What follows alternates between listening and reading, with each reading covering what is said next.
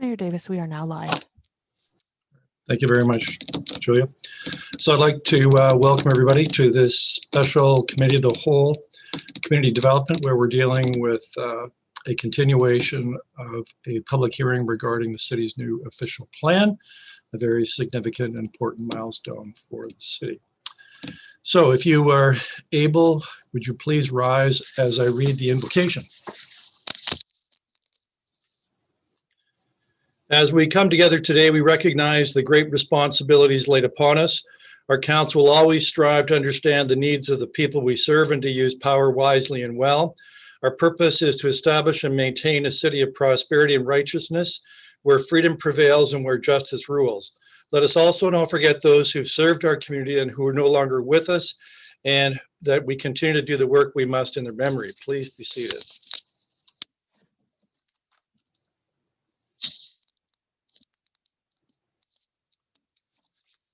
So before I take the roll call, I will acknowledge that we have the support and assistance of Julia Sippel and Jennifer Page. And we also have our city clerk, Daniel, who's working in the background. I have elected to do this meeting from my office because I needed access to technology, staff, and software, in particular, a huge screen, computer screen, essential for chairing a meeting such as this. So Madam Clerk, would you please call the roll? Councillor Weaver. Present. Councillor Antosky. Here. Councillor Sless. Present. Councillor McCreary. Here. Councillor Vanderstelt. Present. Councillor Utley. Oh, you were just muted, but I think you said Present. Great, thank you. Councillor Thank you. Carpenter. Here. Councillor Martin. Here. Councillor Wall. Councillor Wall. I'm here. I'm not a cardboard cutout. Promise. Great. And Mayor Davis. Present. Thank you. All right. So I'd like to remind the committee and our viewing public of a few procedural rules for this virtual meeting, intended to make sure that we can operate as efficiently as possible. All members, please remain muted during the meeting unless you're speaking or receive feedback. All web cameras for committee members shall remain turned on during the meeting to make sure you count for quorum. Staff will be requested to join the video meeting should the need arise to answer questions that members of council should have. Any member of council should indicate they wish to speak by please pushing the raised hand button that's in the participants list screen at the bottom. Clerk staff will lower your hand once you begin speaking. In the event that a connection or service interruption occurs that affects quorum of this committee, we'll recess the meeting for up to 15 minutes to try and reestablish the connection and thus quorum. If quorum is not achieved within 15 minutes, the meeting will be adjourned. All members of the committee participating via online video conference, which is all of us, will vote using eScribe, and the clerk will announce the voting results. Members of the public who've registered on the statutory public hearing are taking part electronically via webcam or via telephone. So members, does anybody have a declaration of a pecuniary interest they need to make for any matter that's on our agenda this afternoon? And you would please raise your hand on the screen. Seeing no raised hands. So today's meeting is a continuation of the statutory public meeting we had in November regarding the City of Brantford official plan. The public meeting is held in accordance with the provisions of the Planning Act. The purpose of the meeting is to discuss the new official plan and to hear from the public, either in support of or in opposition to the proposed plan. At the end of the statutory public meeting, the committee will pass a recommendation which will be considered for a final decision and bylaw at a future meeting of council. The name of anyone who speaks will appear within the meeting minutes. Anyone wishing notice of any further proceedings regarding the official plan should send their name and address to the clerk's office. So because this is an application brought by the city to approve its new official plan, municipal staff will speak first, followed by members of the public. Municipal staff will then have an opportunity to provide clarification to any questions or issues raised by members of the public. Please note all written submissions received have been provided to members of the committee. So we'll now commence the continuation of the statutory public hearing for the new official plan. And so I'll now ask, that's item number 4.1. It's deferred amendments from the November 19th, 2020 motion regarding the new City of Brantford official plan. So I'll now ask staff to appear and provide an update to the official plan. I understand we have with us from staff, Nicole Wilmot, Alan Waterfield, Paul Moore, and from the city's consultants, Catherine J., Paul Lowles, and Ron Palmer. So staff, please take it away.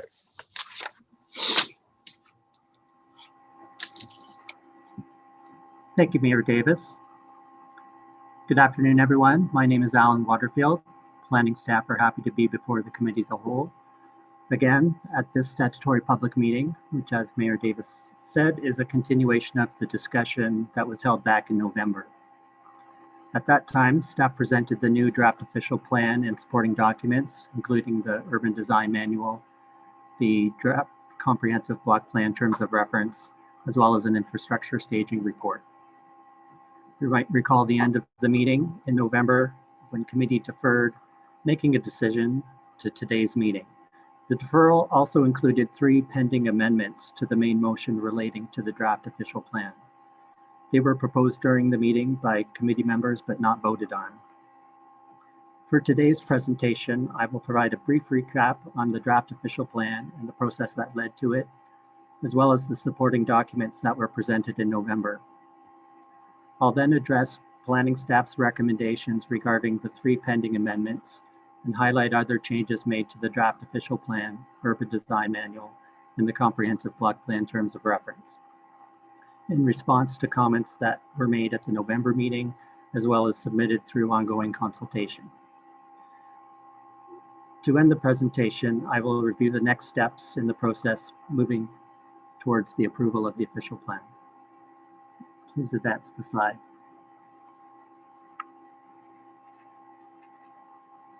And we can advance this one as well.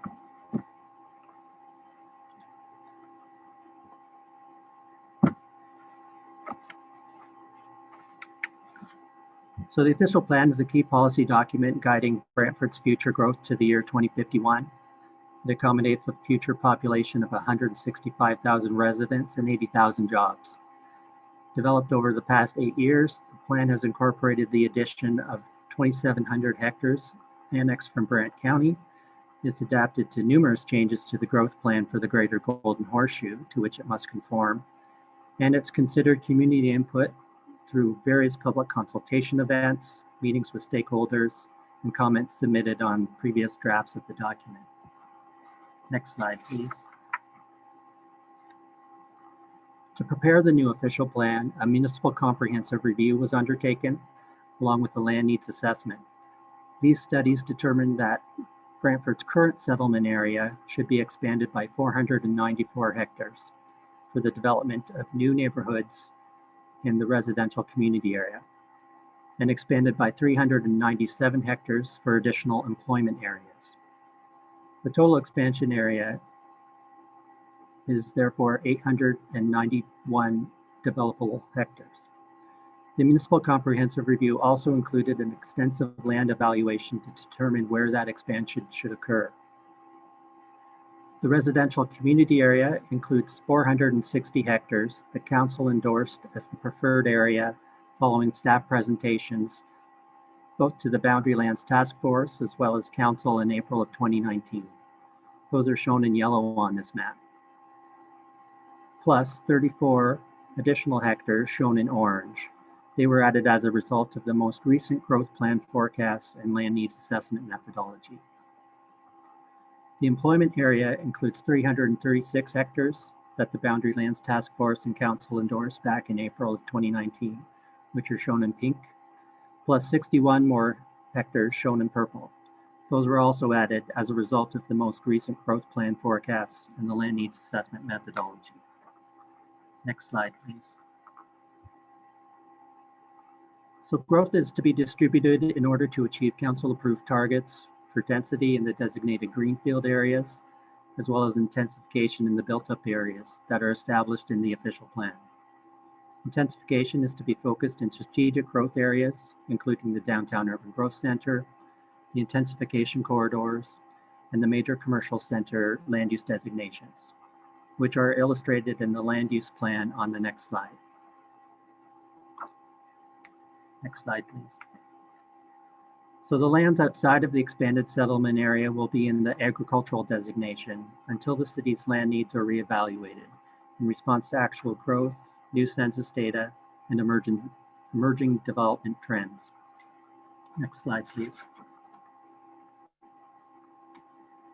To support official plan implementation, additional documents have been prepared, including the Urban Design Manual, which provides a consolidated set of design guidelines for Brantford. Strong urban design is necessary in order to foster intensification that is compatible with existing development. The official plan requires block plans to be prepared for new neighborhoods in the expansion lands instead of secondary plans. The terms of reference document has been prepared to help guide the preparation of those proponent-led block plans, which will ensure coordination among future draft plans and servicing plans within the blocks.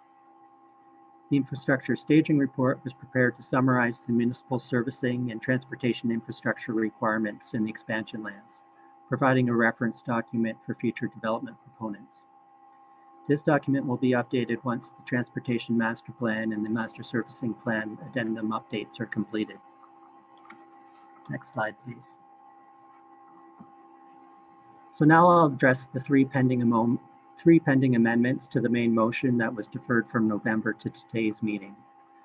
To facilitate today's discussion on those amendments, staff considered each one and can support their inclusion in the official plan. We proposed how the draft official plan could be amended to include them, subject of course to council's approval. Next slide, please.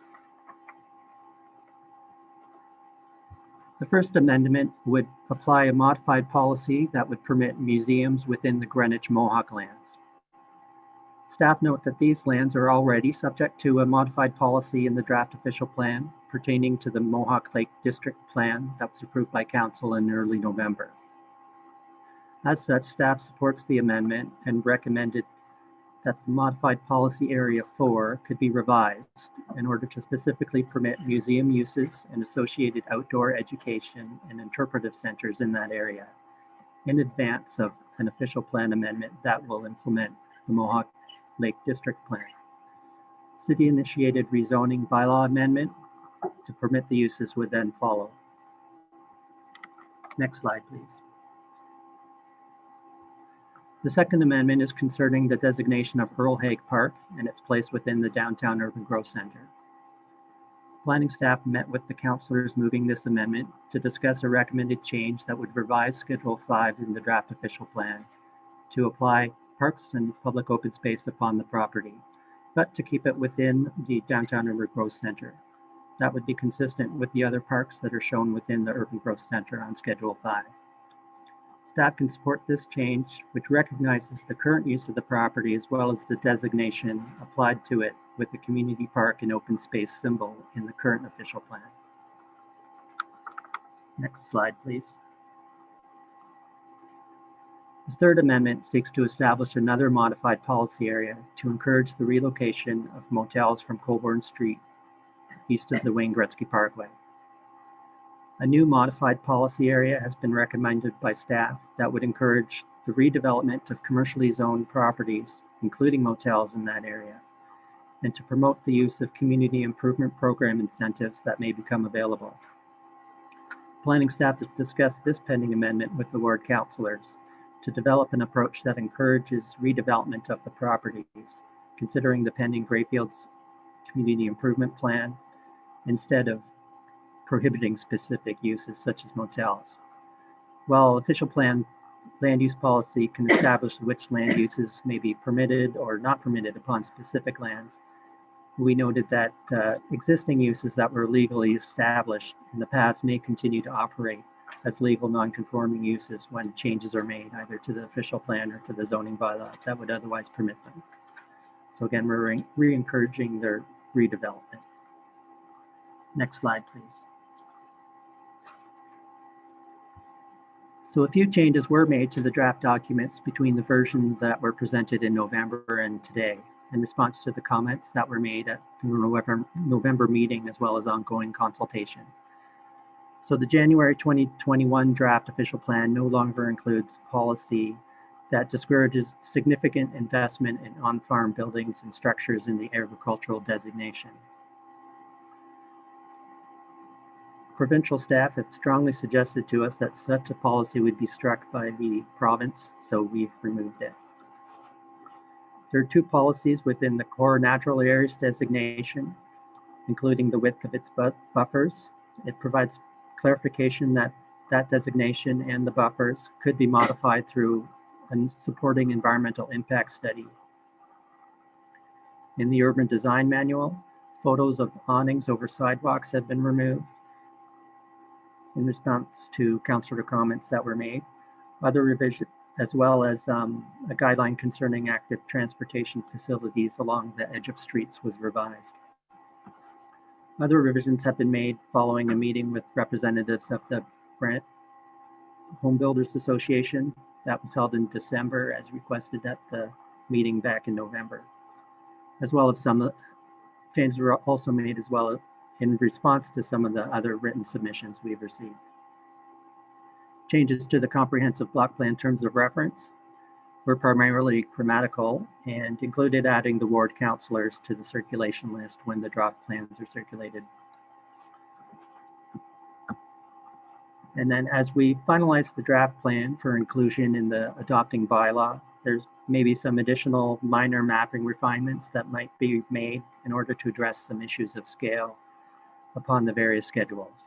So there's, for example, a few instances along the waterfront where these refinements might be needed to ensure that the natural areas and open spaces align with the waterfront master plan and property lines where appropriate. Next slide, please.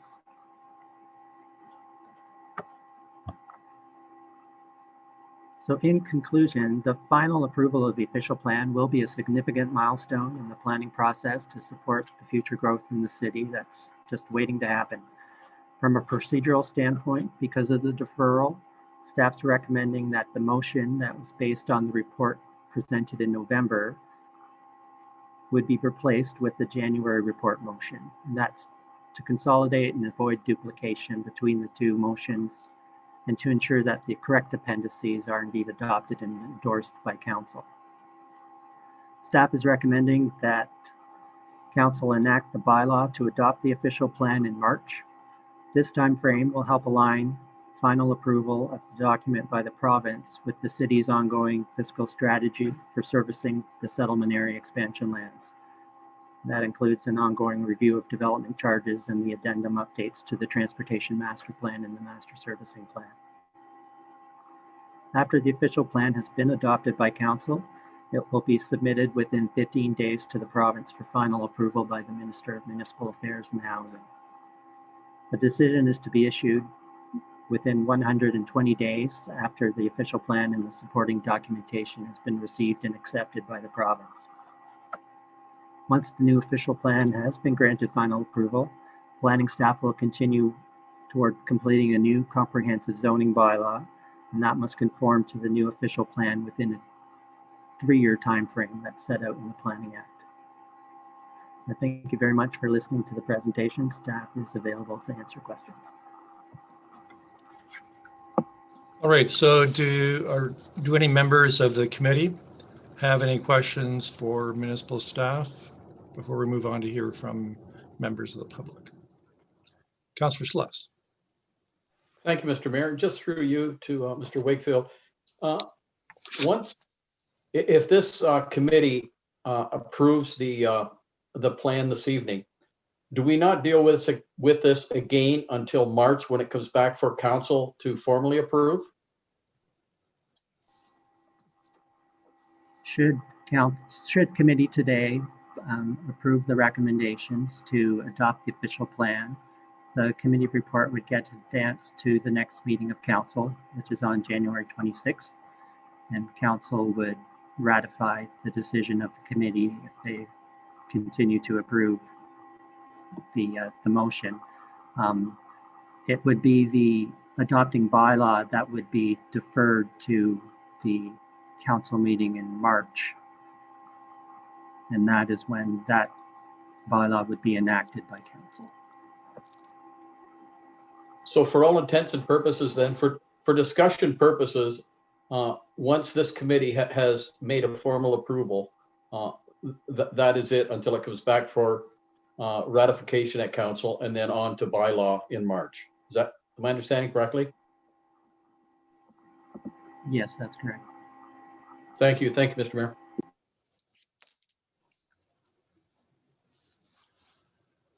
All right, I'm not seeing any other questions of staff. Of course, we'll hear from staff again once we've heard from members of the public.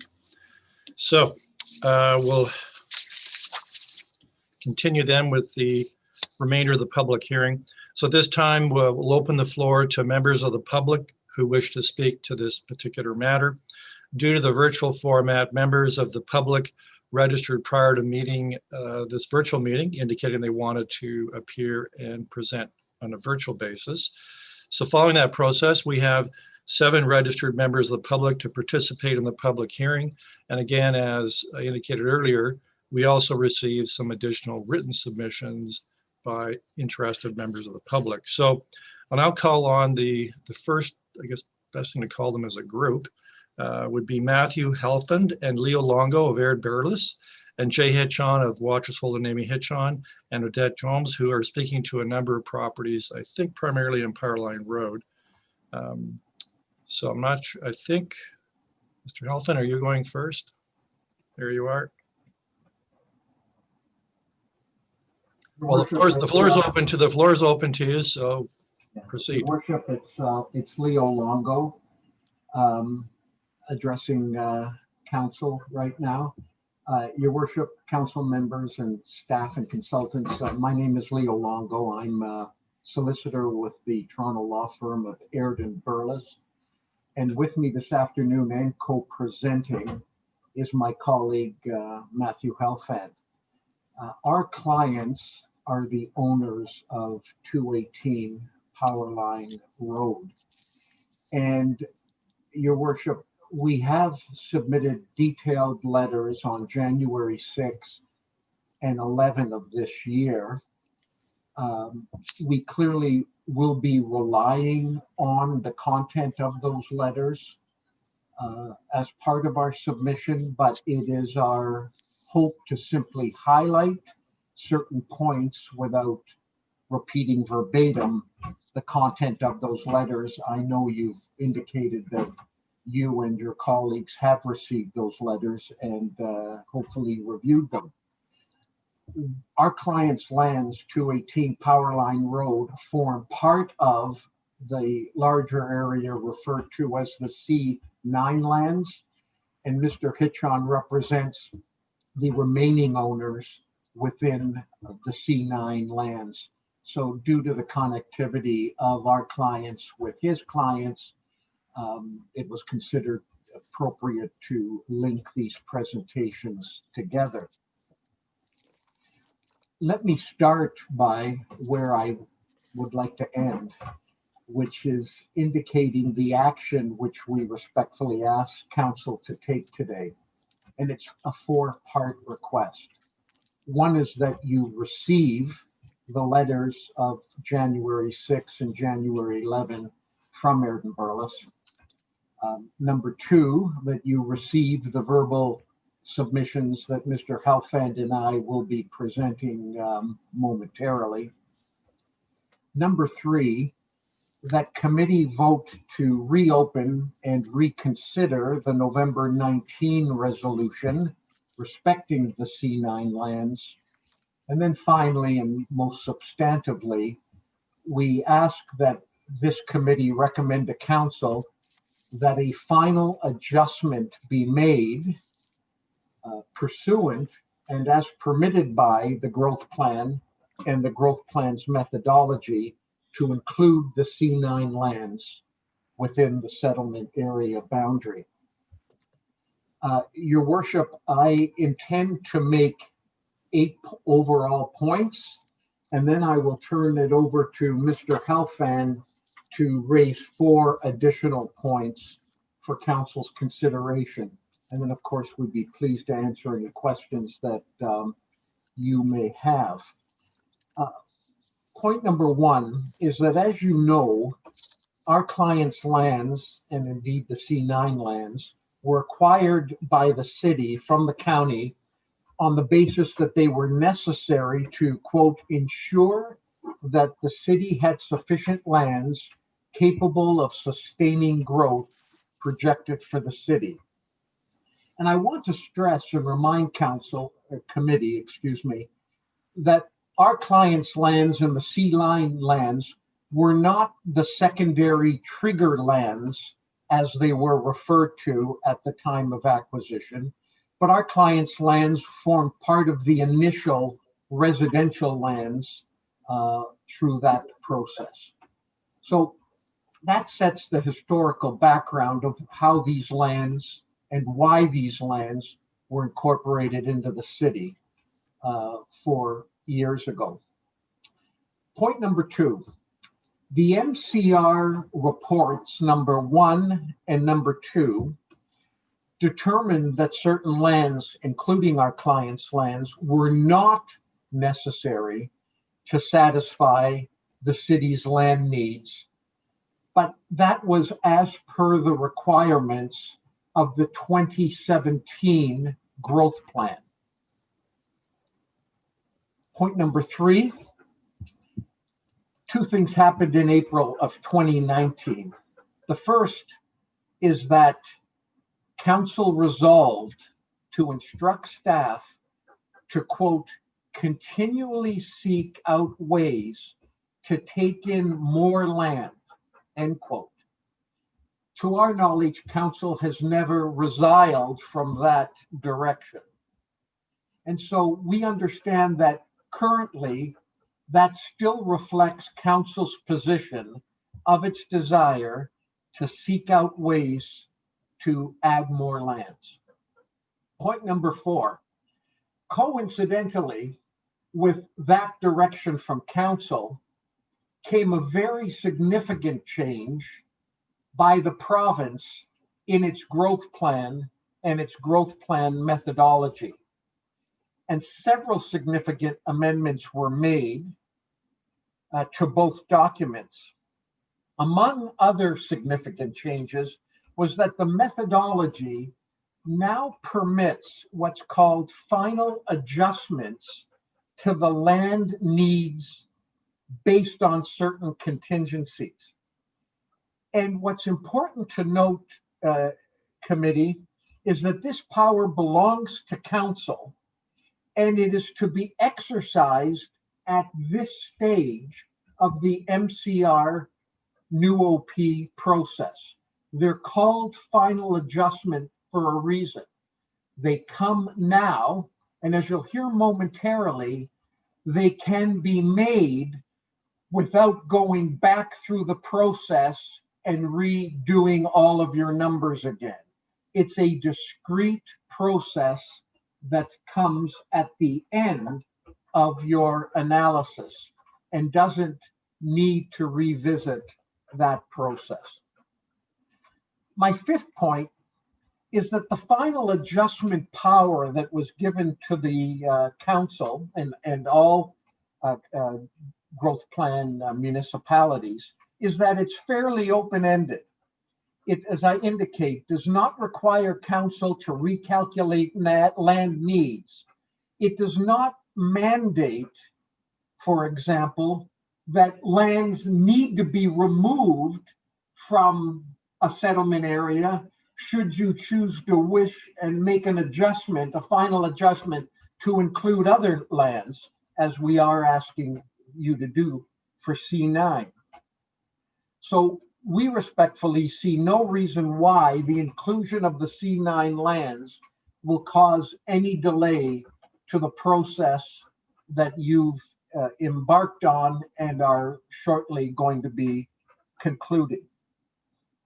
Now, point number 6, we've attempted to review all of the staff reports, and the October 20 addendum report, which we heard through your planner earlier, how it added 34 hectares of land actually on the north side of power line, just opposite, in fact, further east than our clients' lands.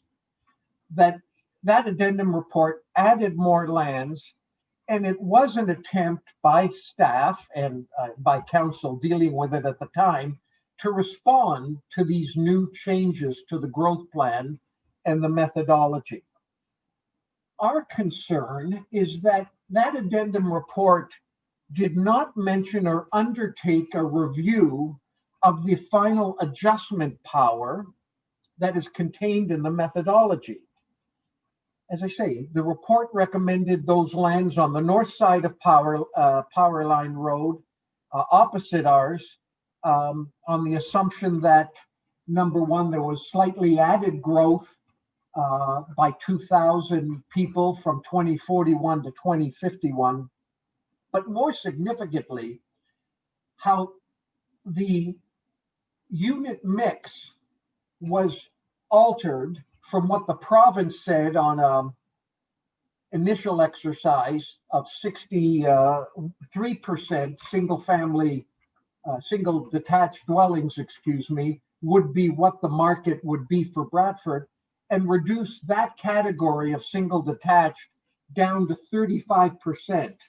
And we understand the principal reason for that clearly isn't market driven at all, because from a pure market perspective, that's questionable. But it was done in order to attempt to reach the densities that the downtown urban growth area requires, and the other density factors that are included in the growth plan. A secondary feature for reducing the single detached dwellings so dramatically was that there would be a mix in the greenfield areas. Point number 7, and this is the fundamental point of my portion of the submission, is that it's not too late for council to exercise its power to permit final adjustments. As you've probably heard from staff, the new growth plan unshackled the municipality in several ways. What used to be an employment and population cap is no longer a cap, it's simply a forecast. Secondly, the growth plan now allows you to even go above provincial forecasts and set your own made in Brantford population and employment numbers. Again, another mechanism by the province giving you greater flexibility. And the third tool is this final adjustment power that you are given. Even after you've done all your exercise, you can make boundary adjustments and other adjustments to your settlement area based upon a series of adjustments that are set out in the methodology. And that will not, in exercising those final adjustments, will not jeopardize the MCR official plan process as a whole. If the minister, just put simply, if you choose to include the C9 lands as part of a boundary adjustment or final adjustment, and the minister does not wish to approve those C9 lands as a final adjustment, the minister will modify your official plan and remove them. But with respect, let the minister be the one to remove the inclusion of those lands, not council. When this council's position is, let's include as much land as we can, and we believe our letters and this verbal submission will justify the inclusion of our clients' lands. Now, committee, we have spoken to staff twice over the past couple of weeks. And I think it's my understanding of staff is that they acknowledge in principle that final adjustments are permitted in the growth plan and they can be made without reopening up the whole process. But staff have also made it clear that they just don't think, in their opinion, it's warranted. My clients respectfully disagree with that determination of staff And we believe the principle does allow council to make these adjustments. And we believe, for the reasons set out in our letters and these oral submissions, that you ought to, consistent with your previous statements. And furthermore, in making those final adjustments, we believe you will be able to certify compliance with the growth plan and its methodology when you do send this to the province, because the requested final adjustment is a tool that actually comes from the growth plan and the methodology. And my final point is, I understood from the last discussion I had with staff that they're actually recommending in the official plan some revisions to the boundaries of the downtown area, or some revisions to the density calculations, because they're just having difficulty accommodating the 150 people and jobs per hectare that the growth plan requires. And the document they're putting forward for your approval actually is going to be asking the province for some relief in that fashion. Well, just as they're going to be able to certify that recommendation to the province for the province's consideration, surely your inclusion of the C9 lands as a final adjustment can also be recommended to the province for inclusion, and we'll see how the province deals with it. With those remarks, I'd like to turn it over to Mr. Helfand, my colleague, to raise 4 additional points for council's consideration. And perhaps I should have asked the deputy clerk if she would put on the screen page 1 of our visuals, so that council and the community are able to see the location of the 218 power line lands, where they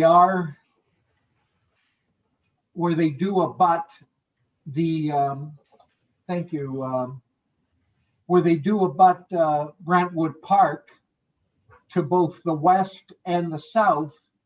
And on the top picture, your worship, you see to the right of Power Line Road, the lands that are in the C8 community and include the 34 hectares that were added in October. Our client, 218 Power Line, has over 1,000 feet fronting on Power Line Road. And as you'll hear from my colleague momentarily, the MSP is actually proposing servicing infrastructure along the frontage of our client's property. And to the bottom half of the screen, our client's lands are referred to as lot number 3, and Mr. Hitchens' clients are 1 and 2. But the 3 of them combined constitute the C9 lands that I was referring to. Thank you, Madam Deputy Clerk, and I'll turn it over to Mr. Helfand for his submissions. Thank you very much. Thank you, Leo. Thank you, Your Worship, and members of committee. We appreciate the opportunity to speak today. Now, there are 4 points that I would like to make further to Mr. Longo's points, and the thrust of my submission is to answer the question, why these lands? And I have 4 points in support of this submission. The first, as Mr. Longo alluded to, and as you can see on the screen before you, these are not isolated lands. 218 Power Line and the C9 block more generally is a parcel of land that fronts on a major arterial road and abuts a mature residential subdivision to the west and to the south. To the north of these lands is the expanded settlement area lands known as the C8 block. These are not isolated lands. My second point, and if I may ask the Deputy Clerk to please go to page 4 of our visuals. Thank you. As you can see, the exclusion of these lands results in an illogical settlement area boundary. Instead of having a continuous straight line along the new city border, Brantford is now left with a jagged eastern settlement boundary that cuts just like a gap tooth. There's a hole punched out of the settlement area that does not need to be there, and it is not desirable to have. The third point that I'd like to make is that the new master servicing plan provides that recommended and proposed new infrastructure will be located adjacent to 218 power line and will importantly be sized to accommodate sanitary flows and water demands from the C9 lands. Additionally, as Mr. Longo alluded to, the MSP assigns a density assumption of 50 people and jobs per hectare to the C9 lands. This is a density assumption that is identical with the target that's already applicable to Brantford's designated greenfield areas. And that's significant. That means that the MSP does not ignore these lands, but instead treats them, in a sense, as if they were already within the settlement area and already considered designated greenfield areas for the purpose of the applicable density assumptions. So for that reason, neither the new OP nor the MSP require in our submission revisions to their assumptions or processes should council see the merit of including the C9 lands within the settlement area.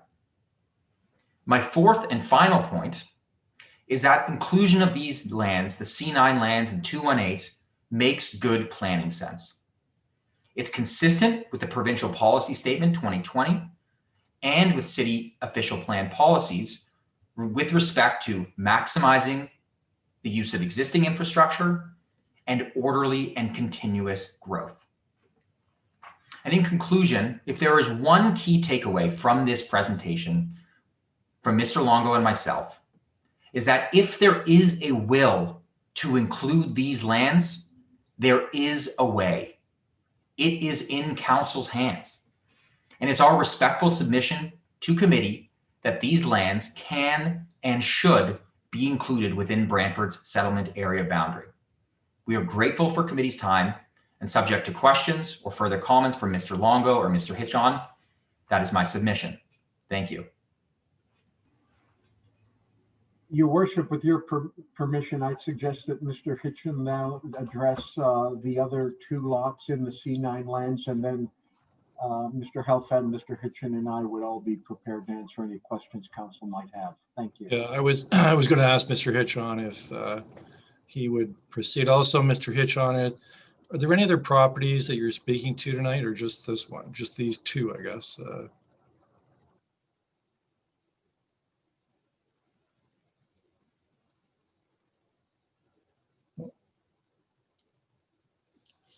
Mr. Hitchon, where'd you go?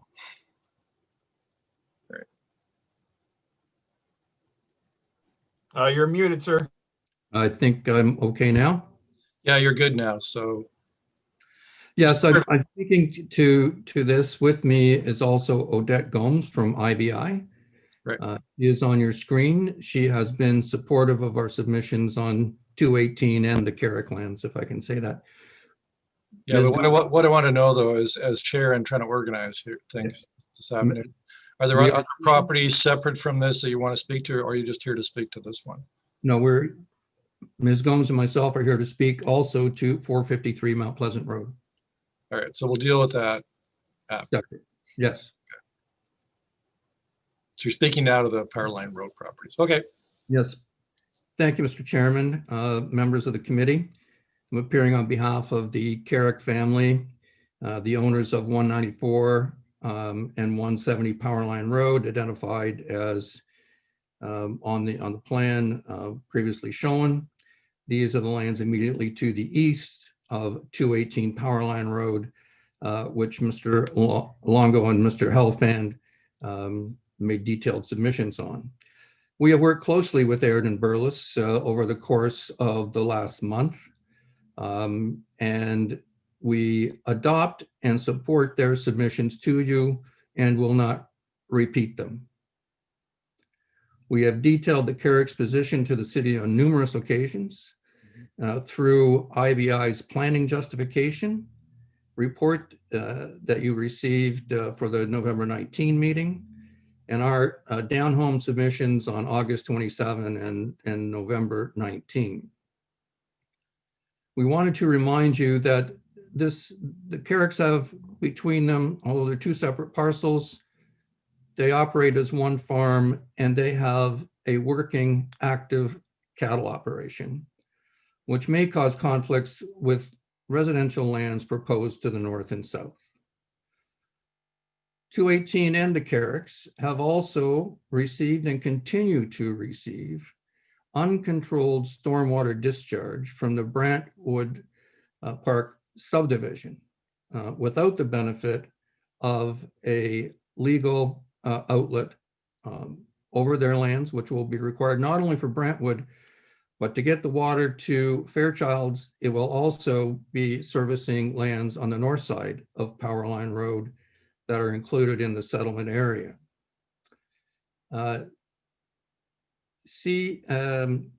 page 28 of the addendum report, it says C8, the lands to the north, are the best choice to reduce conflicts with existing agriculture and keep infrastructure to a minimum.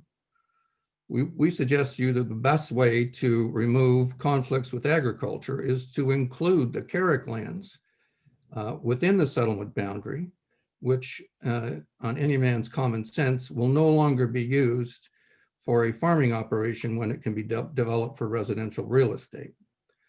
The other point that we've made continually is that the infrastructure will run along Powerline Road, as will the services.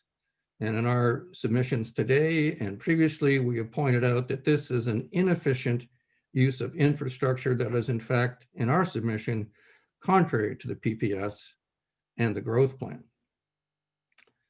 We submit that in addition to the final adjustments that Mr. Longo, Mr. Helfand referred to, the methodology also allows the city to make adjustments upwards to ensure a logical boundary. And as Mr. Helfand pointed out, this is far from a logical boundary, leaving this small parcel out of development with lands both to the north, south, planned for development and already existing to the west. So on that basis, we are asking that all of C9 be included in the settlement boundary. On behalf of the Carricks, we thank you and would be pleased to receive any questions along with Mr. Longo and Mr. Helfand. Thank you. Thank you, Mr. Hitchon, Mr. Longo, Mr. Helfand. So floor is open for questions. Please, if you have a question, hit that raised hand button. Councillor Carpenter. Thank you, Mr. Mayor. So to anybody that can answer it, did I hear you say that we could move the growth numbers up and include C9 in without having to go back and do a complete municipal comprehensive review? We would just add them in, and if the provincial government decides they're not needed, they would take them out? Through you to Councillor Carpenter, a slightly revised comment. The final adjustments don't require that. So you can keep the number where it is now and still do the final adjustment to include the C9 lands in. There is, as you've seen in our letter, opportunities for council to increase the number that you choose to have. If you did that, there would have to be a further addendum report to address that aspect of it. In order to include the C9 lands as a final adjustment, you do not need to change the number assumptions. Okay, so we would just, if we had added them in, we would just have to have would we provide an explanation to the province that because of the new numbers, or No, what would the explanation? you would, if you added them in with respect, we would imagine that the public record would include the submissions of this meeting, which would include the letters that Ayrton Burles has filed, and we believe that is sufficient foundation for council to move forward with a final adjustment based on the submissions, both written and oral. And there is nothing further you would have to do other than say, we think these should be put in based on what we've heard. Based upon your submissions. And then if the province disagrees, they would simply take that out. That's always their option. We're quite confident that should council do this, we would hope the province will be respectful of council's decision in light of the new thinking at the province dealing with the growth plan that said you should have greater flexibility in deciding how you want to see your community grow. Thank you. Councillor Sluss. Thank you, Mr. Mayor. Mr. Longo, your assertion that nothing needs to be done as far as recalculation and that there is no holdup of the process, that it would proceed with or without those lands in at the same pace and at the same rate. Is that your opinion or is that fact? Well, as lawyers, we give opinions and we're advocates. As to fact, my opinion is based on my understanding of the growth plan and the methodology. It is fact, but that's my submission to you.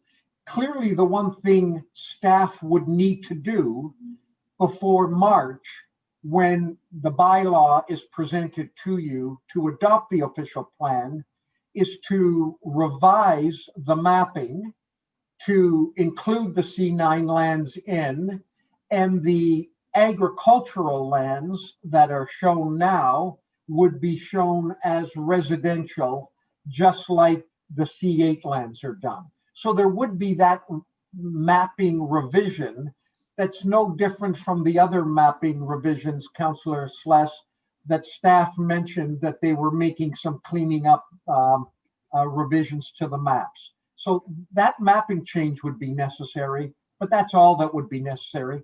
And if I'm not mistaken, the reconsideration motion that you also have on your table tonight actually has the descriptive part included in settlement area and the other things that would flow from our request. But it would not require further public meetings. It would not require recalculating the numbers or the analysis undertaken. Thank you. Thank you.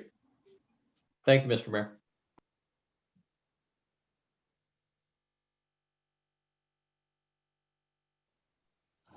Any other questions?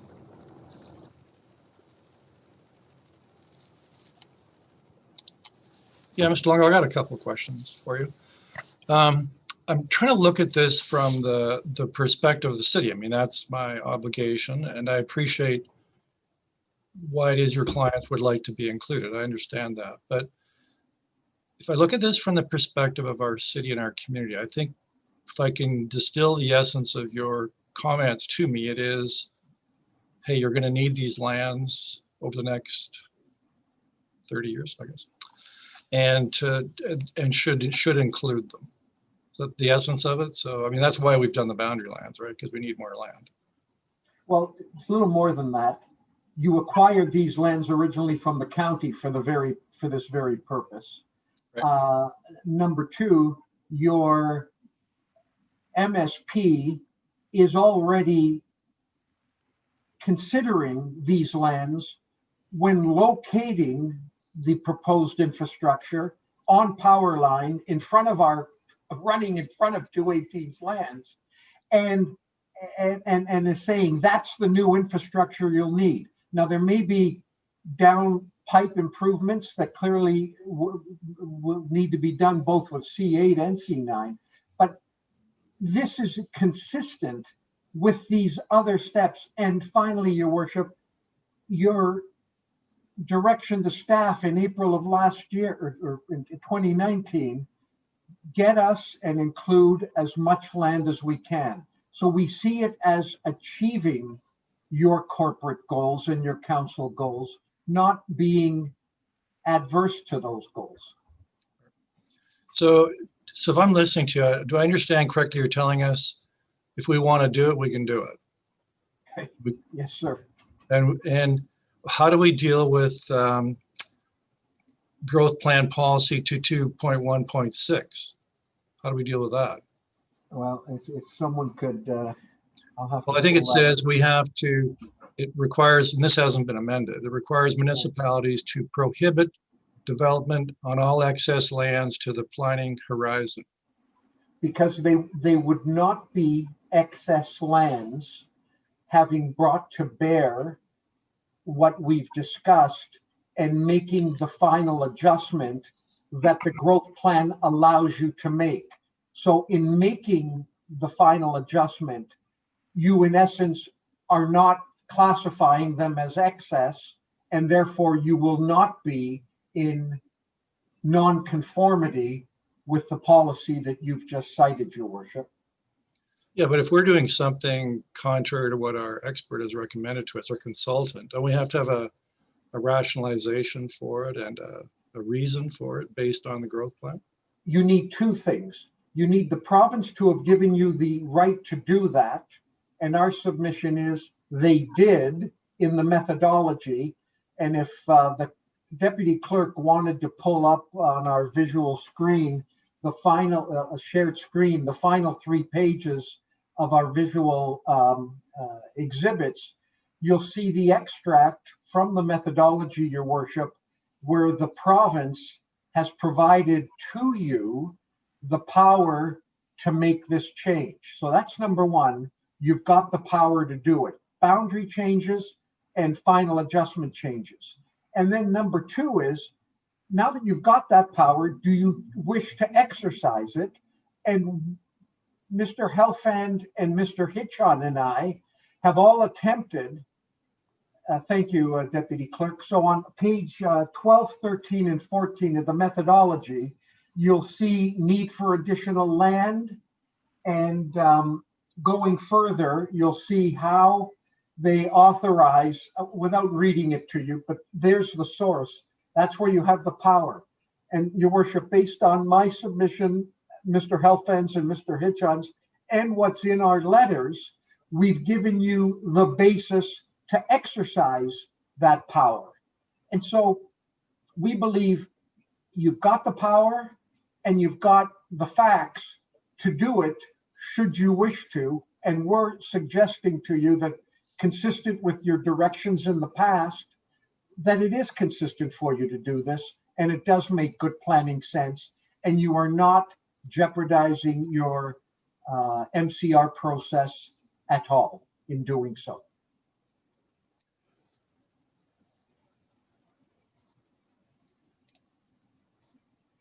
But clearly we have to demonstrate to the province, the minister, that why we've exercised the power. And you're saying that if we're asked that, we should refer to, and no disrespect intended, but we should refer to your submission.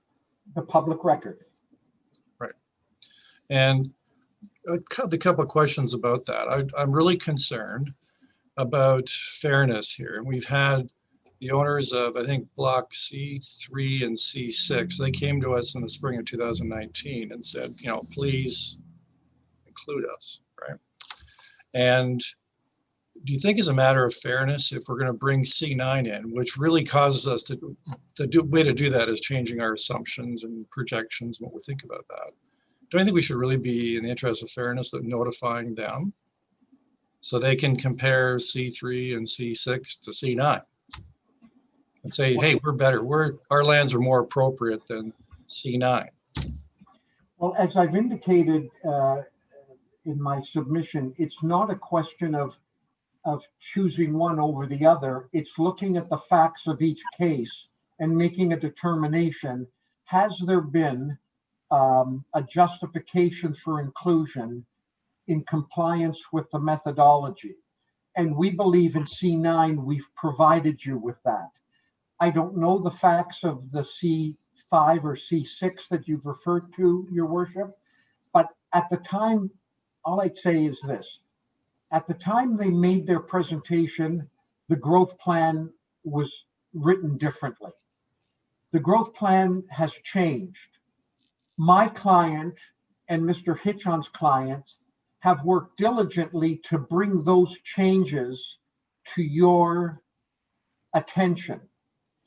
You've had a single public meeting on your new official plan commenced in October and now, in November, and now continued today.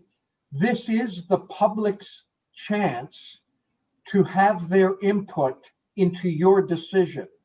We've availed ourselves of this one chance that we have at this single statutory public meeting upon you the reasons why this should be allowed for C9 and why it's logical to do so. And we would hope that you would be persuaded by the points that have been made. Fairness, these other individuals have had the opportunity to participate back in November and today. And I guess you will make your judgment based on all the information that you do have. But there's nothing unfair in hearing from us and acceding to our request if you're convinced you have the power and you believe it's the right thing to do. So do you think we can use the same power and bring in C3 and C6?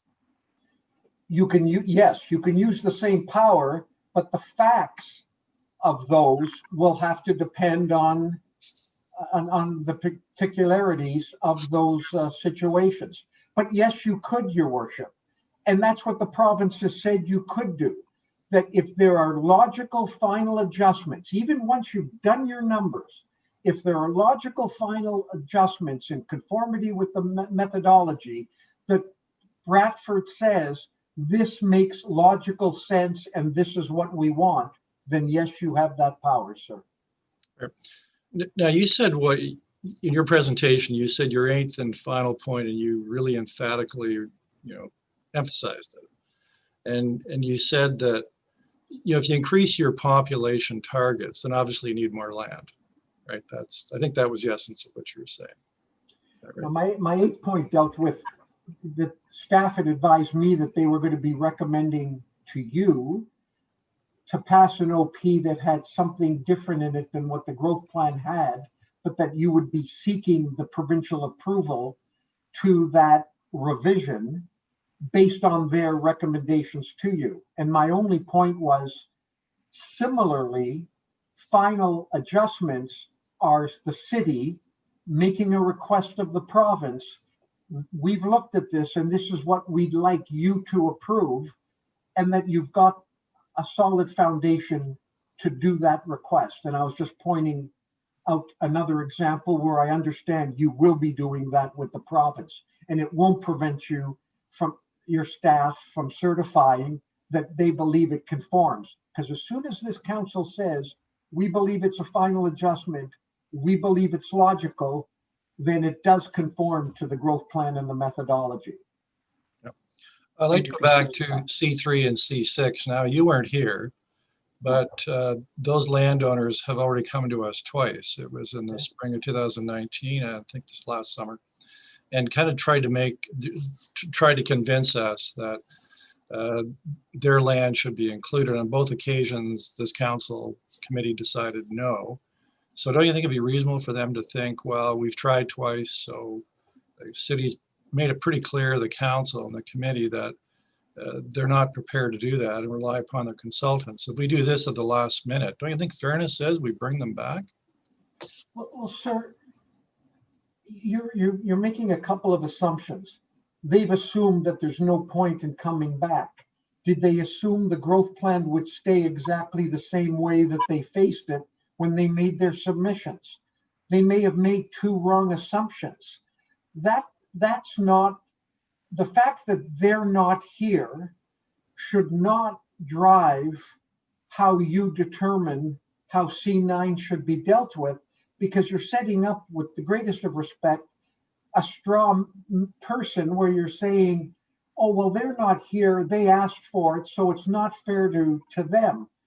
This is an ongoing process, and they've had the same rights and the same entitlements that my client has. Mr. Hitchon was here for 218 as well as the other C9 people at those other meetings that you spoke of, I believe. And he's still here. He's still persisting because his clients are persisting. Those other clients, those other landowners don't appear to be. I think council can say that that's what appears to be the case. But I don't think you should be immobilized because the policy changed and because submissions continue to be made for C9, but not for the other two, that, well, it's not fair to the other two. They're not making them. I can't get in their heads as to why they're not anymore. But I Okay, guess they're not. obviously we can't, but so I'm not seeing any other questions. I want to thank you very much, Mr. Helfand, Mr. Longo, and Mr. Hitchon for presenting to us in respect to these properties. I can assure you, I think probably almost all of us, I'm sure all of us read your written materials, which were very thorough. So now I guess I'll ask Mr. Thank you for Hitchon. your time. Thank you for your time, Your Worship, and we'll continue to stay on and monitor council's debate of this matter. Thank you. I'm sure you will. So Mr. Hitchon, I think you told us you had two other properties completely separate, the other end of the city that you'd like to speak to. Yes, thank you, Mr. Chairman.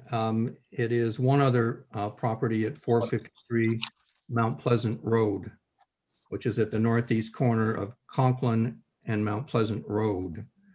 I believe you'd be familiar with that particular intersection. And we made submissions on this at the November 19 meeting. Ms. Gomes from IBI has provided a very detailed planning justification, study reviewing all of the policies, provincial, municipal, that should be brought to bear on this consideration. And we'd ask you to refer to those. We're here before you again because we want to make it clear or to modify. We were asked questions before. We are specifically seeking the inclusion of a parcel of land that has the rear boundary that is the same as the adjoining boundary to the south for the settlement area. And this comprises a grand total of 1.9 hectares, 4.7 acres. It is adjacent to lands that are in the settlement boundary and designated for future residential growth. We have submitted plans for this portion of the area which show development and confirm affordable housing. Commercial and affordable housing would be the intent. So we're in a very busy corridor. You're going to be putting services right down Conklin Road to Mount Pleasant Road. You may even be extending Conklin Road through the lands for other means. And we have submitted before and we submit today that there be an efficient use of these lands, that they be brought in to round out this boundary. It only goes from 313 Conklin Road to Mount Pleasant Road. And I think in our first presentation, there was a larger parcel of land that was being considered. We wanted to bring to your attention that we are resubmitting that it is just the lands that comprise the 1.9 hectares. And surely that would be considered to be a minor boundary adjustment. You have urban development on both sides of the road, and then lo and behold, on the south side from another gap here, you have agricultural lands. And we're suggesting that the more efficient and best use of the property is for future commercial residential. And we would ask on that basis, we don't want to belabor all our previous work, that you do indeed recommend that these lands be included in the settlement boundary at this time. Thank you. Ms. Gomes and I are here to answer questions. Yeah, and I wonder, staff, do we have, might be helpful for committee members to see that, the map of the lands again. I don't want you to spend 15 minutes trying to get it, but is it readily available or not?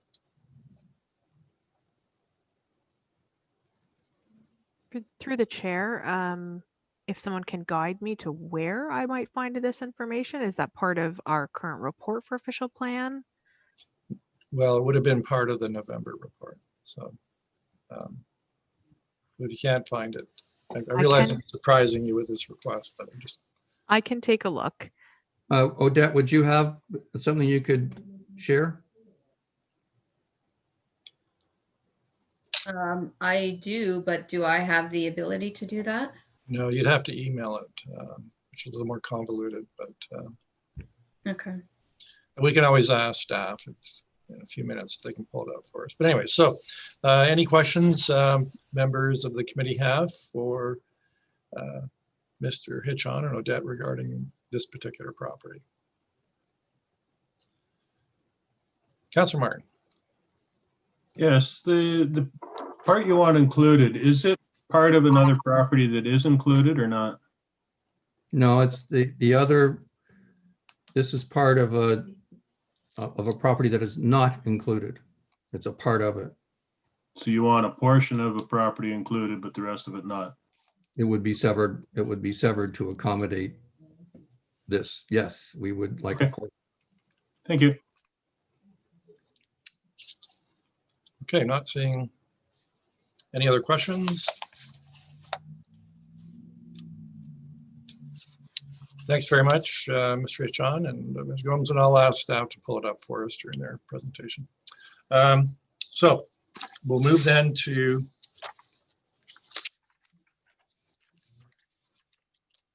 I think the next individual is asked to speak to this is Donald Harris of the Canadian Industrial Heritage Centre.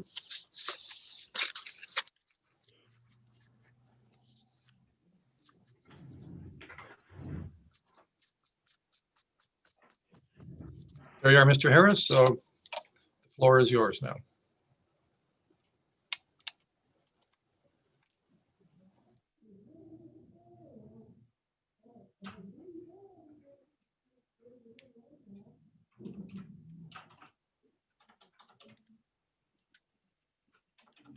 Hello, you there? Am I here?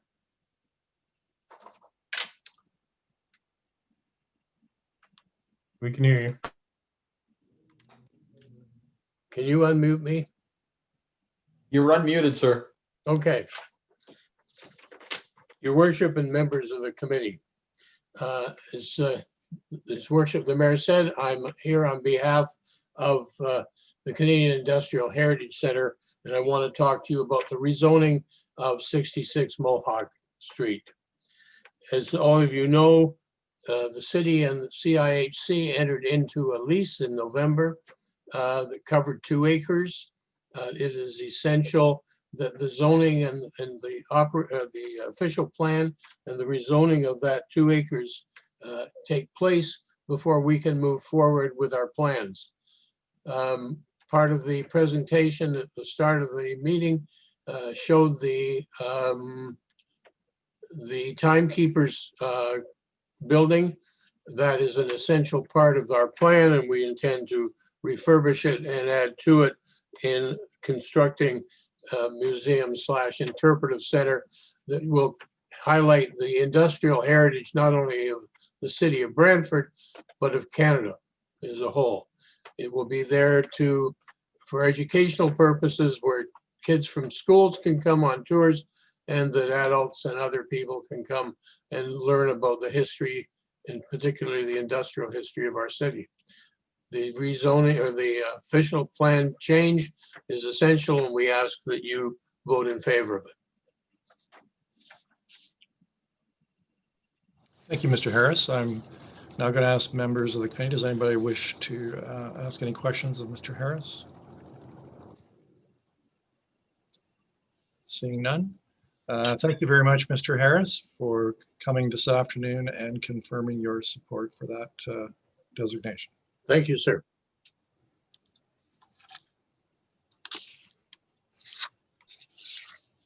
So we'll now move to the third individual who's indicated they want to speak to us, and that is Mr. Lamond, William Lamond of the Brantford Equest Society. So there you are, Mr. Lamond. Just have to get you unmuted.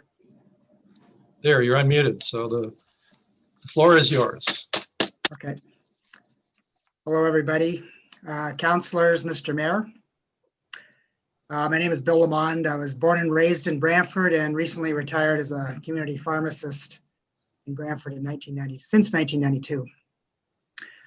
I'm today's representative from the Brantford Equest Society.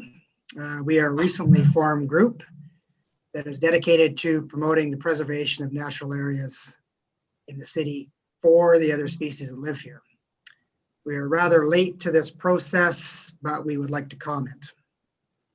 Now, a bit of a preamble. Brantford is a rapidly growing city that is consuming farmland and adjacent natural areas at an unprecedented rate. Now, we lament the loss of this irreplaceable farmland. However, we are most concerned about the loss to development of the natural areas adjacent to this farmland. There are some good news stories about our natural world. The comeback of such spectacular birds like the bald eagle and the osprey that nests right within the city is heartening. The relatively good water quality of the Grand River is encouraging compared to how it was in former years. But these good news items pale in comparison to the very negative trends.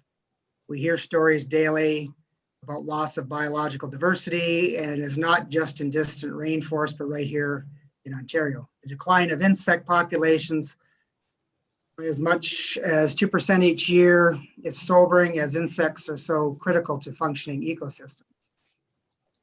And the addition of several new plant and animal species with each passing year to the species at risk list in Canada, it's alarming. Some of the reasons for these losses are poorly understood, but loss of habitat is an easy one to understand. Without habitat, a species will decline and perish. Now, in the long past, southwestern Ontario was almost completely forested, and it is not an exaggeration to say that it was almost completely clear-cut less than 200 years ago. One only need look at a map satellite view, and this is easily seen. Very little remains of its former glory. Thus, our society feels that it is incumbent upon this generation to save the small amount that is left for future generations. Thus, our concern with the rampant development and loss of what little natural area remains for the species we share this land with. Now, in regards to the official plan here before us, we have some comments and questions. The map of the natural history system shown on Schedule 6 is very encouraging, as it shows a lot of land for nature.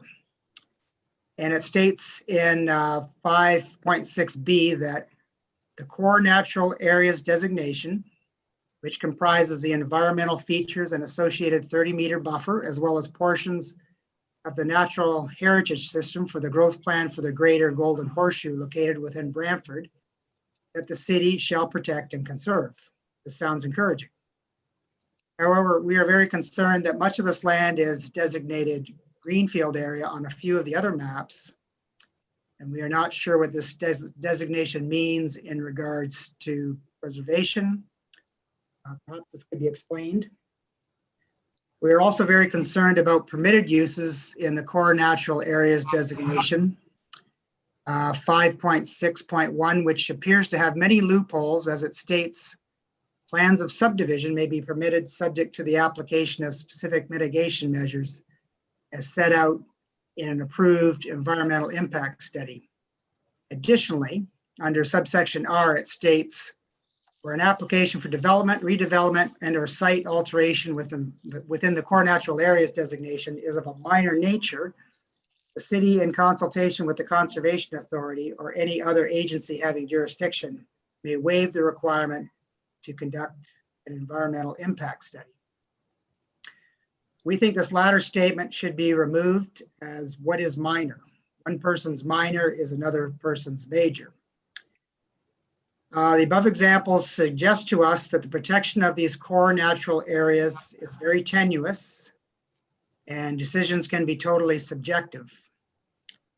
We would strongly recommend to the city that in having identified these core natural areas, that they consider these natural areas almost like the green belt, essentially immune from development.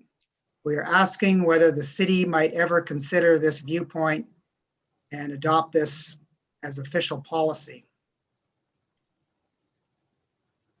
So there was a couple of questions in there. The last one was fairly obvious. The other question was back near the beginning.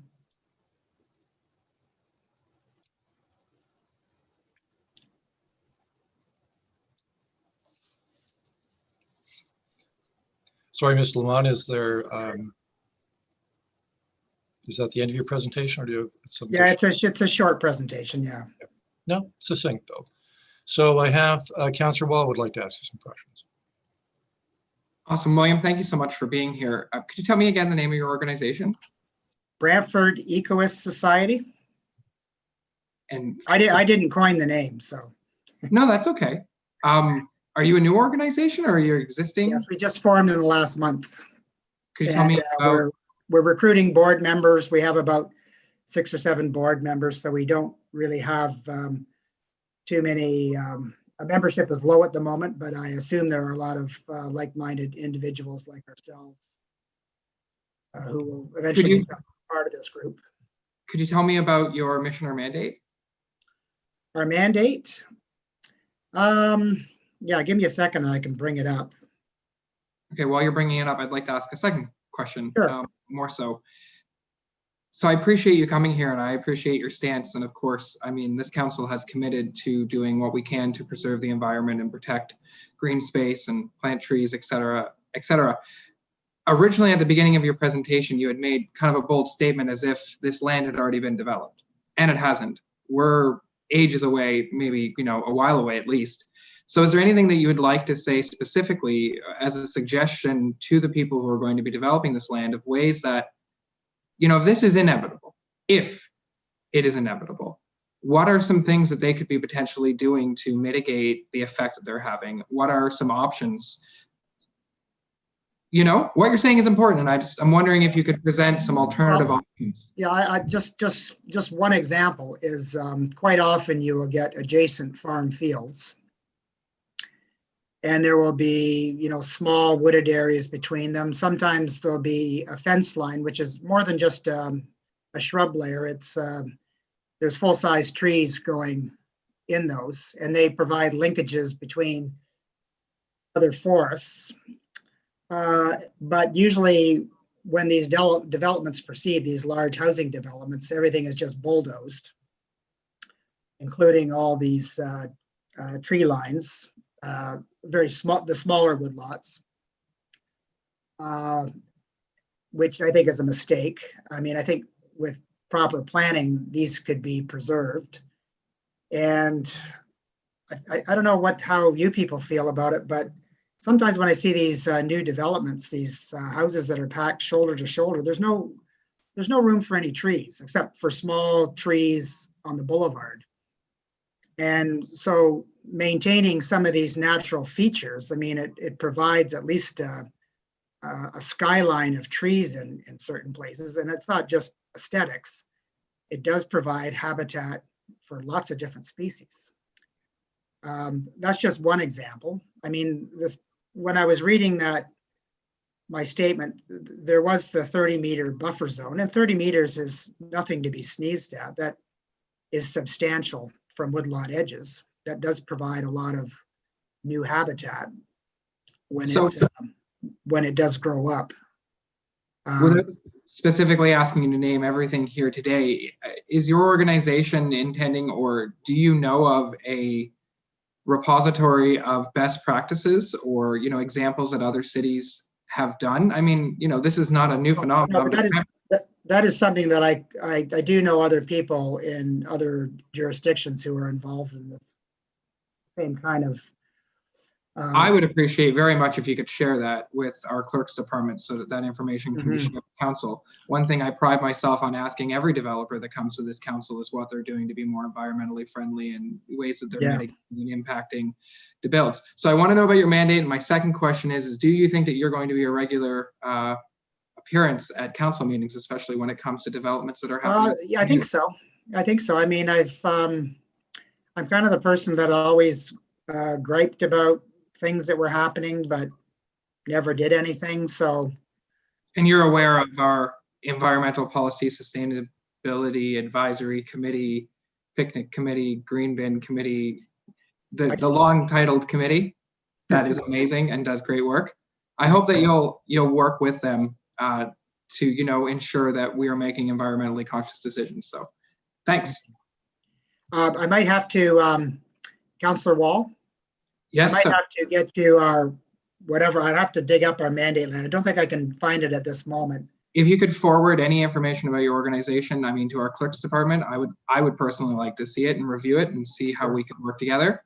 And definitely, if you're not, the Environmental Sustainability Policy Advisory Committee, not my committee, but definitely a committee I think you should work with. Okay. And there is one question that I did ask, that if some of the councillors could possibly address if they know enough about the subject, and I'll repeat it.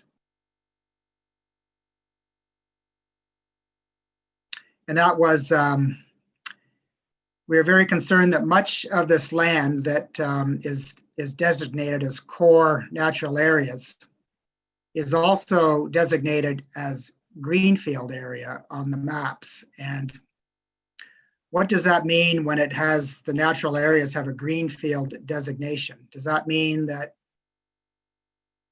because one of our members was of the opinion that the government is now saying that those lands should be developed. Anything that's designated greenfield should be developed that can be developed. Can anyone comment on that? Sorry, Mr. Lamont. I mean, the way it's a public hearing process. So you ask your question, you make your presentation, you ask questions which staff may be able to answer. But I see. Generally, the members of the committee are here to receive information, ask any questions they have, and then later discuss it. Okay. So I believe Councillor Vanderstelt would like to ask you some. Yes, Councillor Vanderstelt has his hand raised. Thank you, Mayor Davis. Welcome, Mr. Millant. Good to hear from you today. I appreciate you coming in and sharing your perspectives. I read with interest the article in the paper on your new organization. Quick question for you. During your presentation, you spoke often of green space, green field. In your opinion, sir, based on the matter that's at hand, what percentage of the lands north of power line are green field or green space? Well, what do you mean by that's what I don't quite understand. What's the delineation between greenfield and green space? Because greenfield is what you often put houses on, and green space to me would be the land that you're preserving. But on the maps, they show both the core natural areas as greenfield. So in terms of, in terms of the land, you mean north of Power Line Road up to Highway 99? Is that the land you're referring to, Jan? Yeah, germane to the discussion today about the lands north of power line that we are intending to bring into the city of Brantford and build upon. What percentage of that do you think is green field, green space, green land? It's got to be, well, there's a lot of, I've walked that ravine from Highway 24 right over to Park Road, and there's a lot of woodland there. Of course, there's a creek that runs through there. I'm not sure what the name of that creek is, whether that's Jones Creek or what it's called. But I would say at least 30% of that land should be set aside for nature. Thank you very much for your answer, sir. Appreciate it. Okay.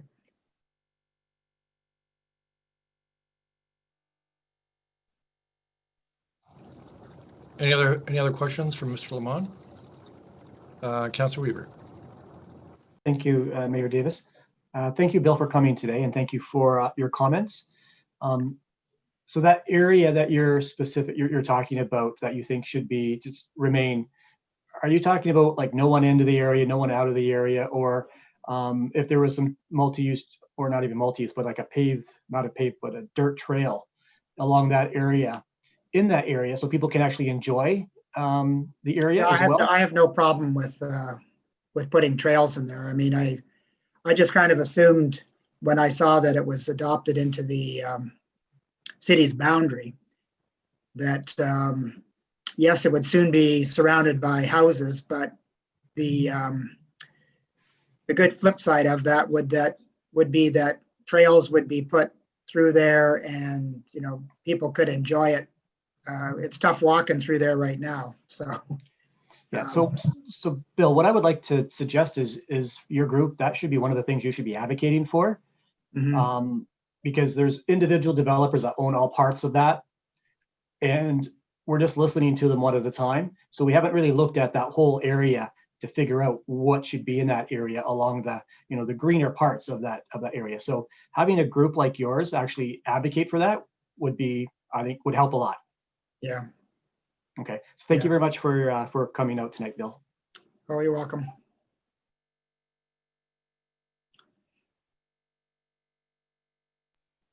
Mr. Lamont, I want to thank you very much for coming this evening and giving us your perspective and input on the new official plan. And as you said, I guess we'll be hearing more from you in the future, especially as this land develops. I think Councillor Weaver was quite correct. We're going to need to hear from those who have a real interest in the green space areas, what should be done to protect it and use it properly for the benefit of the entire community.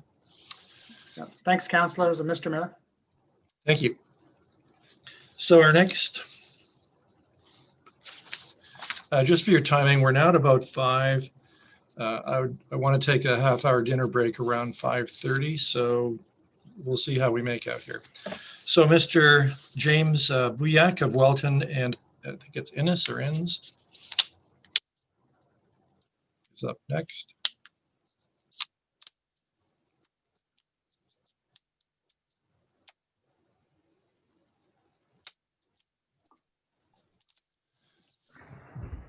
There's Mr. Buyak.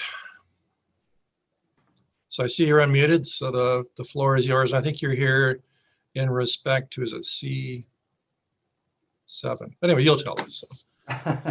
Yes, good afternoon, Chairman, members of committee.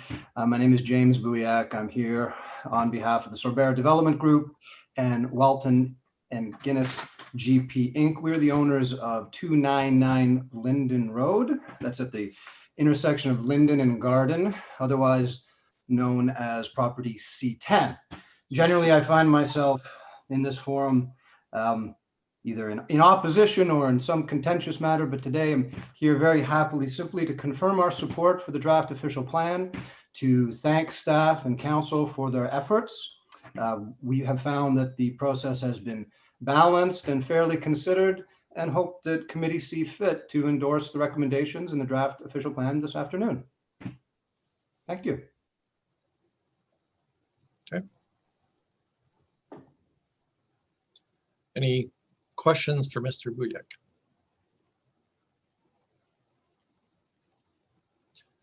Councillor Schluss. Thank you, Mr. Mayor. I'd like to say thanks, James. It's not often we get a presentation like this. It's too bad you hadn't to come in about the middle, because we'd be ready for a relief, I think, by that point. But we really appreciate your comments and your thoughts. It's appreciated. Thank you.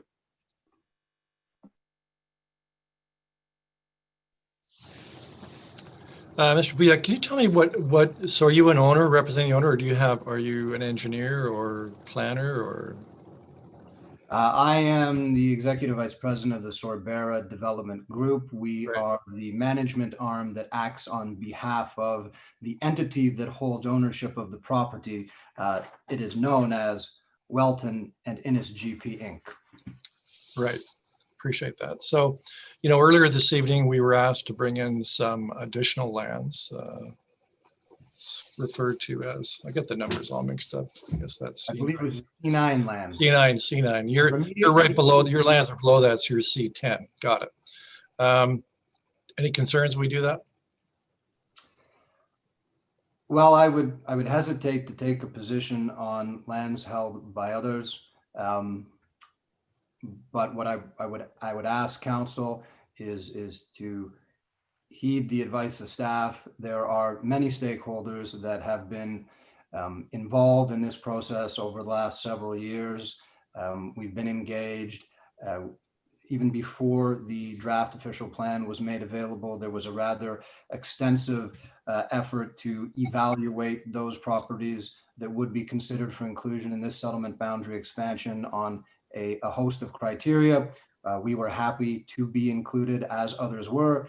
I suspect there are not many stakeholders on the agenda to speak in favor today, and that's our folly as a group, really, only to speak in opposition. But I can say that, you know, the absence of those owners here this evening is by default commitment of their support.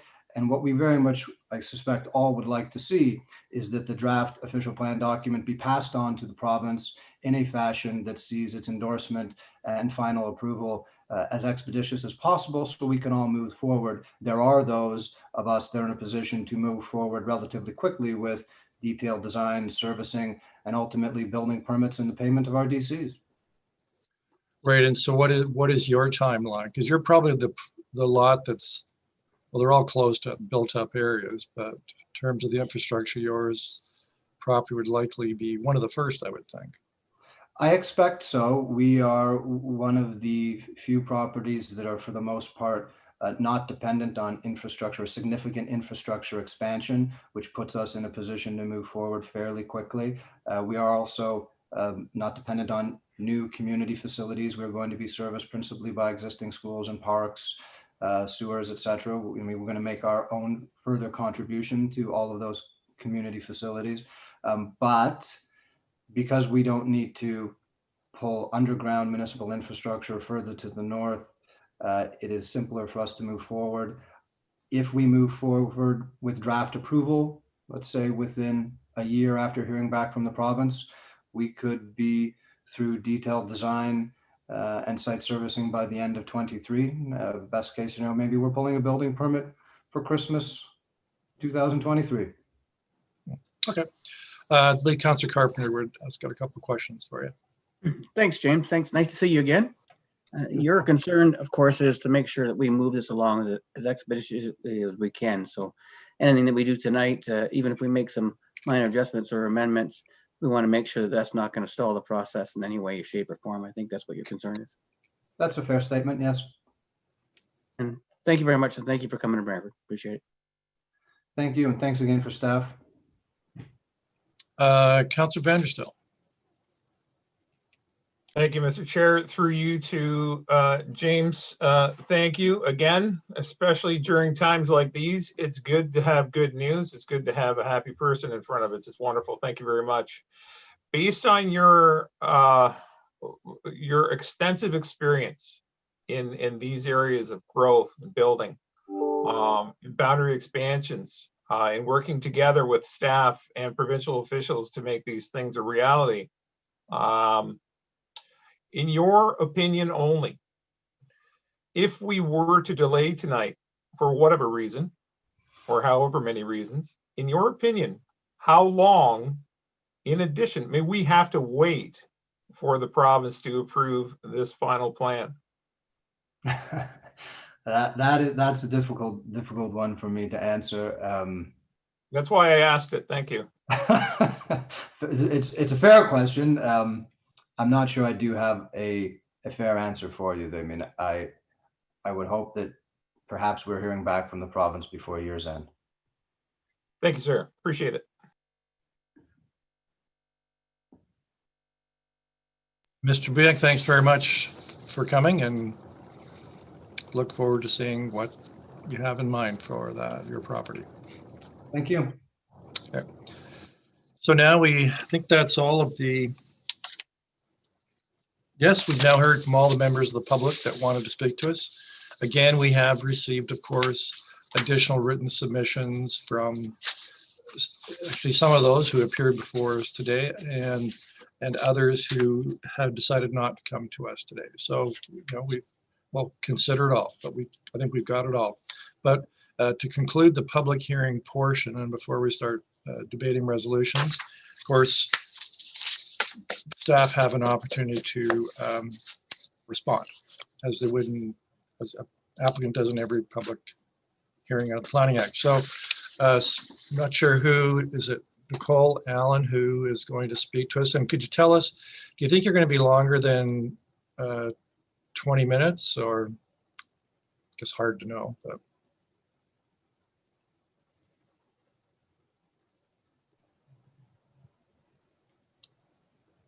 Good evening, Mayor Davis and members of council. My name is Nicole Wilma, and I'm manager of long range planning.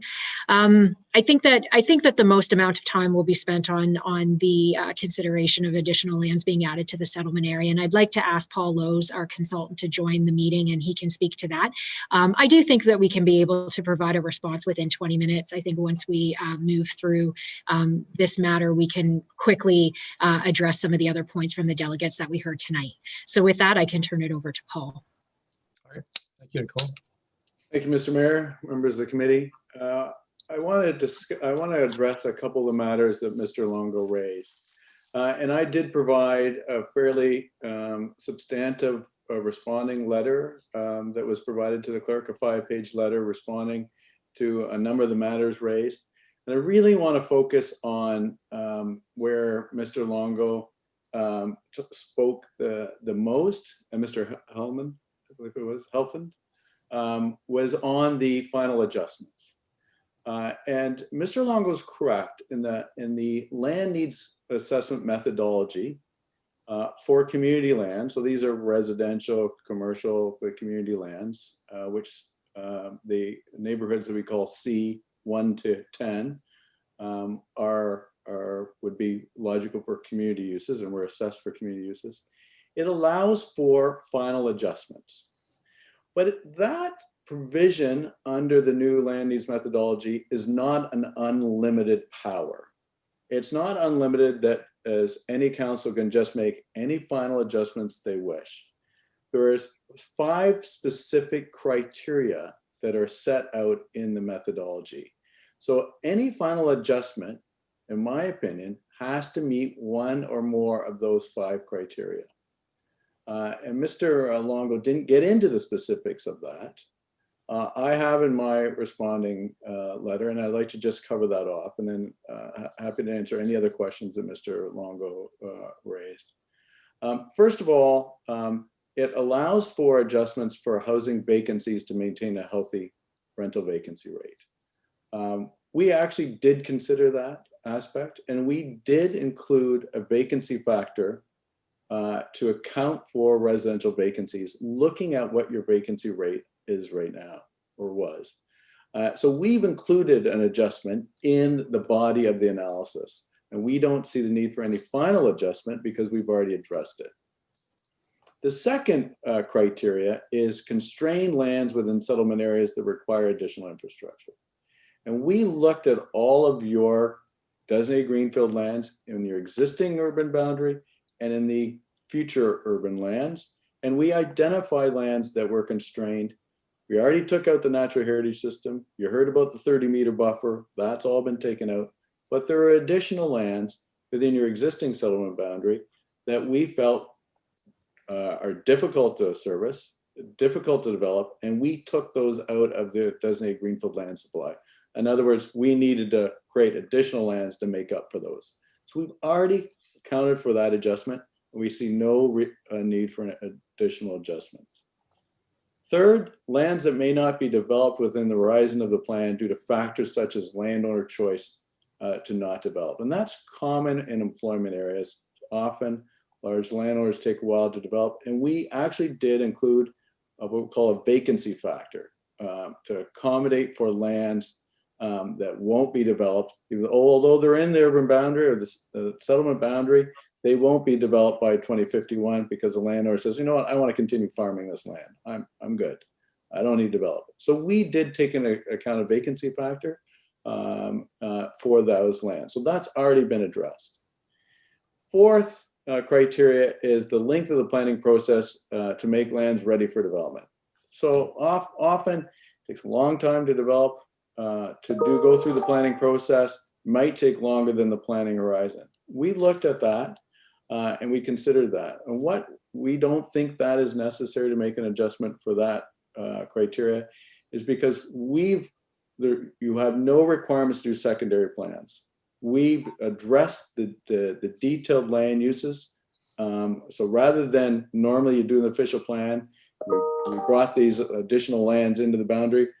Normally you would have a secondary plan to develop. We've skipped that through this new official plan and incorporate that more detailed land use.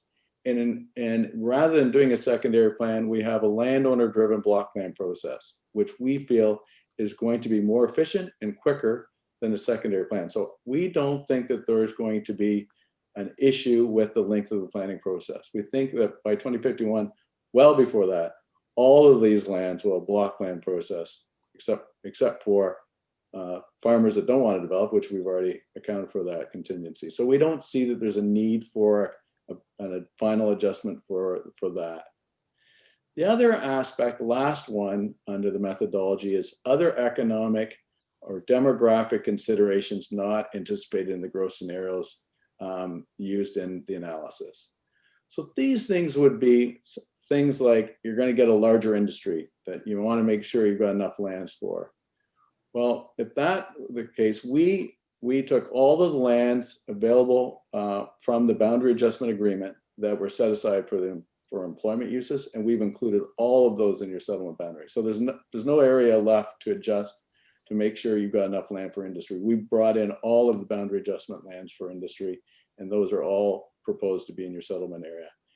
Now, talking to Hempson, which has helped us, Hempson Consulting, which is the provincial consultant for growth management and has helped you and your consultants on this matter.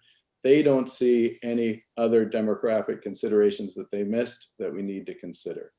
So we've thoroughly looked at these final adjustments. They've been taken into consideration, and we don't think there is a need for any final adjustments. So to Mr. Longo's point, they've been addressed through the analysis and in the land areas that we've identified. So I'm happy to address any other questions that you might have that Mr. Longo raised, but I think I wanted to address those specific ones. Okay, Councillor Sluss. Thank you, Mr. Mayor. Yes, Paul, I got a few here. The first one would be, it was indicated this evening that initially those lands were in the group to be brought in immediately. They weren't trigger lands. So something changed, and now I guess they are in the trigger lands. As soon as we trigger a need for more land, they will be brought in at some point in the future. Can you tell me what changed? Through you, Mr. Mayor, to the councillor. Mr. Moore may want to speak a little bit more about the trigger lands, as he was part and parcel of that agreement. But there's no change to the trigger lands. But the trigger lands, there's a certain amount of the lands that were brought into your new municipal boundary are identified through the agreement as trigger lands. And you cannot expand in those trigger lands until you meet certain percentages of development of other lands. Looking at the growth plan forecast and what is needed, we don't get to the needing those trigger lands. So we need to get to a certain amount before we can go into those trigger lands. We don't need it. So, or you don't need it. So there's still lands that aren't needed, that aren't proposed to be brought into urban settlement area by 2051 before you get to the trigger land. So there's not trigger lands, they're just rural lands that aren't yet needed to meet your forecasts. And I see Mr. Moore there might want to add to that.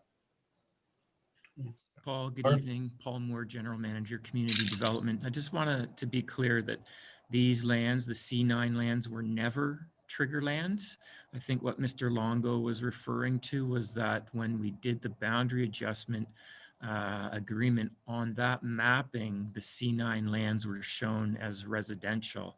And that mapping was clearly done to just identify the differences between where we might go with residential and where we might go with employment. At the time of the boundary adjustment agreement, excuse me, the growth plan was very, very different, and the density targets were different, and there was no land needs methodology in place. So this is why the province brought in land needs methodologies, because developers were doing their own, and they were all different, and there was no consistency. So I think that's what Mr. Longo was referring to, that they were shown as yellow, and now in the official plan they are not. They're agricultural. Okay, it was indicated during the presentation that the province has allowed municipalities to set their own population targets. Are you in agreement with that? Through you, Mr. Mayor, to Councillor Celeste. Under the new land use methodology, a municipality can do their own forecasts to go above and beyond the forecasts in the growth plan. So this council is allowed to do that. You're allowed to do a new forecast. We haven't done that. We've gone with based on and Ms. Wilmot can respond on a previous council direction on that, but we have not done that. And that would, if council directs us to do that, we can do it. It will take some time to do. That is correct. Just to add to that point, planning staff did prepare a report in 2019 to consider the option to look at increases in population and employment forecast, as it was presented as an option in the growth plan. That decision was weighed heavily against the desire to bring in additional lands, as well as the desire to complete the official plan, given that it's a key council priority. And it was council or staff were provided with unanimous direction from council to stay the course, to use the population and employment forecast that we had been using, which were ultimately presented in the amendment as the reference forecasts, and those forecasts were ultimately the forecasts that were included in the amended growth plan.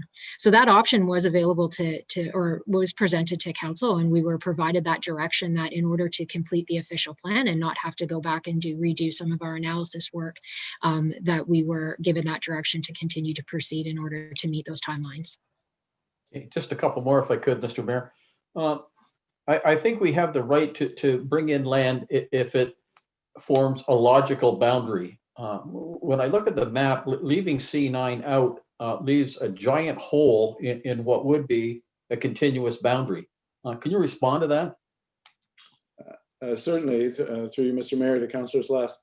The methodology does allow for minor refinements, and I'll quote it. Your boundary can be adjusted upwards in a minor way, if necessary, to ensure logical boundaries of the settlement area. This will generally be an arterial or concession road or other man-made or natural definable feature. So in C8, we looked at the new growth forecasts up to the new numbers, and we identified additional lands were required. So we added those to C8, but that left half of farm properties in their settlement boundary and half out. Was not a logical boundary. We extended that in C8 over to the municipal boundary, over to the edge of the natural heritage system, which represents the municipal boundary. That we felt was a minor adjustment.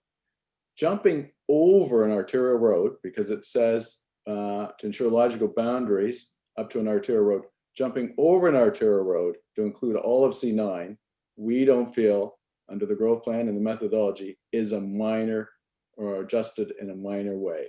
So it's not a minor rounding out as the land needs methodology allows for. Okay, and just one, I guess one final one if I could. It was suggested earlier that by adding in C9 would add no time to the process, that the process would go through as it's planned today without putting it in. It would not be impacted by putting it in the future. Can you comment on that statement? Certainly, through Mr. Mayor to Councillor Celeste. In my opinion, if you want this to go smoothly through the province review, we would need to do an analysis to justify the adjustments that Mr. Longo has stated. Mr. Longo suggests you can just include it send it off to the province. Well, I'm sure that the province is going to have a lot of questions and it's going to take some time. In my opinion, you really need to justify that. Frankly, I've looked at it and I don't think we can justify it, but you'd have to have some analysis to identify how those are final adjustments and logical final adjustments and meeting the criteria. If you send this off to the province, even with that, I think you're going to get a lot of questions on these final adjustments, how they meet the criteria or don't meet the criteria. And the provinces, they will take some time doing that. I can't say how long, but it will be some additional time, I would think. So I guess the short answer to that is yes, it would take longer. I cannot speak for the province's staff or how long they'll take, but I would anticipate, I anticipate it'd take longer. Thank you. Thank you, Mr. Mayor. Councilor McCreary. Mayor, thank you. That was the question I was asking. I had a concern expressed from a constituent today about the addition of these 4 properties, namely 218, 194, 170, and 152 on Power Line. And the constituent indicated that it was their belief that this would cost us a year of time to incorporate these 4 buildings. Would that be your guess, Paul? Mr. Mayor, to Councilor McCreary, it's very difficult to say how long the province will take. Your staff have already had discussions with the province on some of the drafts. They've been looking at the text of the official plan and providing comments. We haven't gone into any analysis, any discussion on land needs yet. They're going to be looking over that. It's not just the London office staff, it's also the downtown Toronto staff that are involved in the growth management. So they will take some time. And I see, and Ms. Wilmot may have some additional comments to make. Yes, thank you, Paul. So just with respect to the additional time and delay, I think we need to consider that if we send off the official plan to the province and we have not done any additional analysis to justify the additional lands beyond what our land needs assessment is telling us that we need, the province has several months in order to provide response back to the city, and so we're losing time with that review period that they have. But also the concern that they would have is that they'll send it back to the city and ask us to then undertake the analysis in order to justify the additional lands within that process.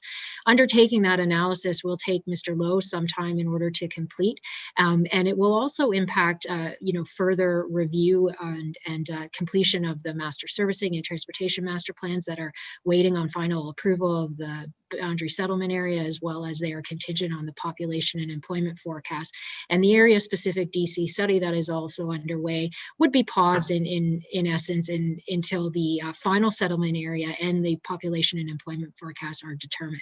So I think that there would be delay with respect to waiting for the province simply to respond and address how they want to deal with this matter. And if they revert it back to the city to then undertake that analysis, we would have to spend some time undertaking that analysis and likely additional consultation as well before we can bring something back to you where that work is being justified through that analysis. So it's not just the official plan that would be delayed. We have a number of other studies that would be impacted by this, Nicole. Yes, through the mayor to the councillor, that's absolutely correct. I think we need to remember that the city undertook several growth-related studies in order to prepare for a growth across the city. So we initiated our official plan review, our master servicing, and our transportation master plan work. Key inputs from the official plan have been used to inform the preparation of the master servicing and transportation studies, as well as to inform the preparation of the area specific DC study, as well as then the further citywide DC study. If we're calling into question at this time the proposed settlement area and ultimately what that will look like, as well as the population and employment forecast, which ultimately inform the need for infrastructure and the timing of that infrastructure, then I see delays to all of that growth related work and not just the official plan review. I can't speak to the specifics of that. We do have a staff from Public Works. If you'd like a more detailed response, they can provide that. But overall, there would be impact to all of that growth related work. I'm happy to take your word for it. So your best advice then is to not incorporate these 4 properties? I think that that's correct. I mean, I think I think that the best option for the municipality is to continue with the work that we have done to date. We're confident that the work that we have done follows provincial methodology, and that's been confirmed through our ongoing discussions with the province. They have not raised any concerns with the work that we've done to support our new official plan in our settlement area. So I think the best option for the city would be to proceed and finalize the official plan and submit it to the province for final approval, so that we can start to move past the policy planning stage and move into development.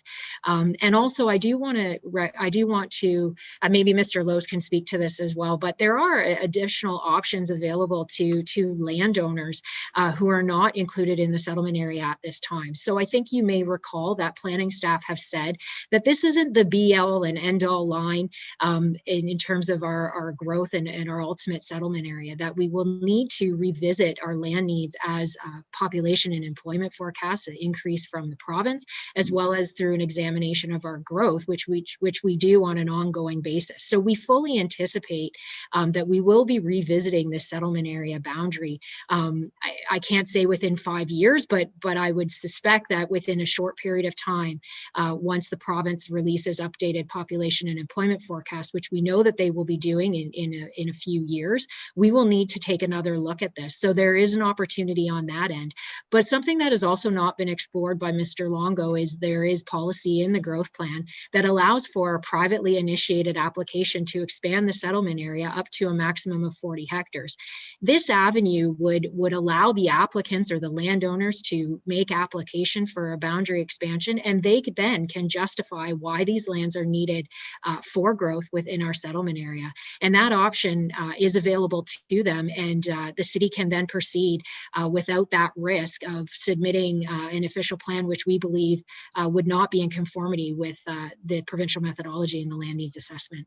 Paul, I don't know if you have anything further to add to that with respect to those policies. No, that's sufficient, Nicole. Now, the owners of these properties then could apply directly to the province after our official plan review is concluded and it's been approved by them? The application for a boundary settlement area expansion would come to the city, but they can make submissions to the province directly outside of this process to also be included in the settlement area. So that would be akin to a provincial zoning order? That'd be the parallel with respect to the boundary adjustment?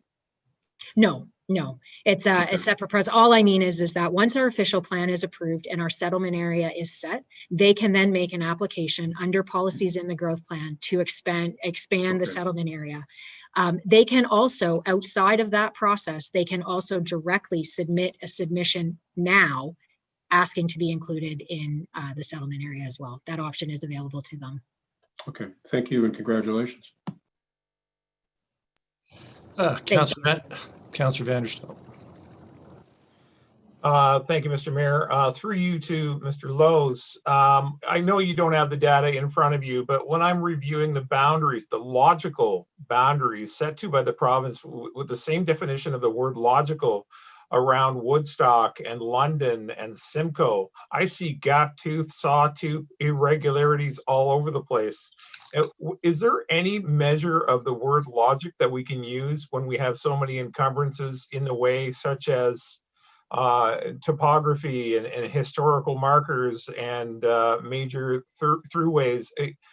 What defines the word logic in this situation? I'm not trying to debunk the entire argument, but it doesn't appear from other cities nearby that there is any logic to their finished boundaries as they are today.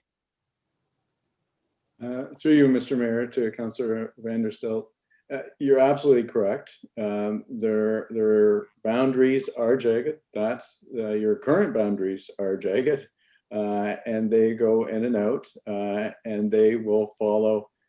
Sometimes they don't follow a natural feature at all. The existing settlement boundary adjacent to C9 just butts up to a farm field.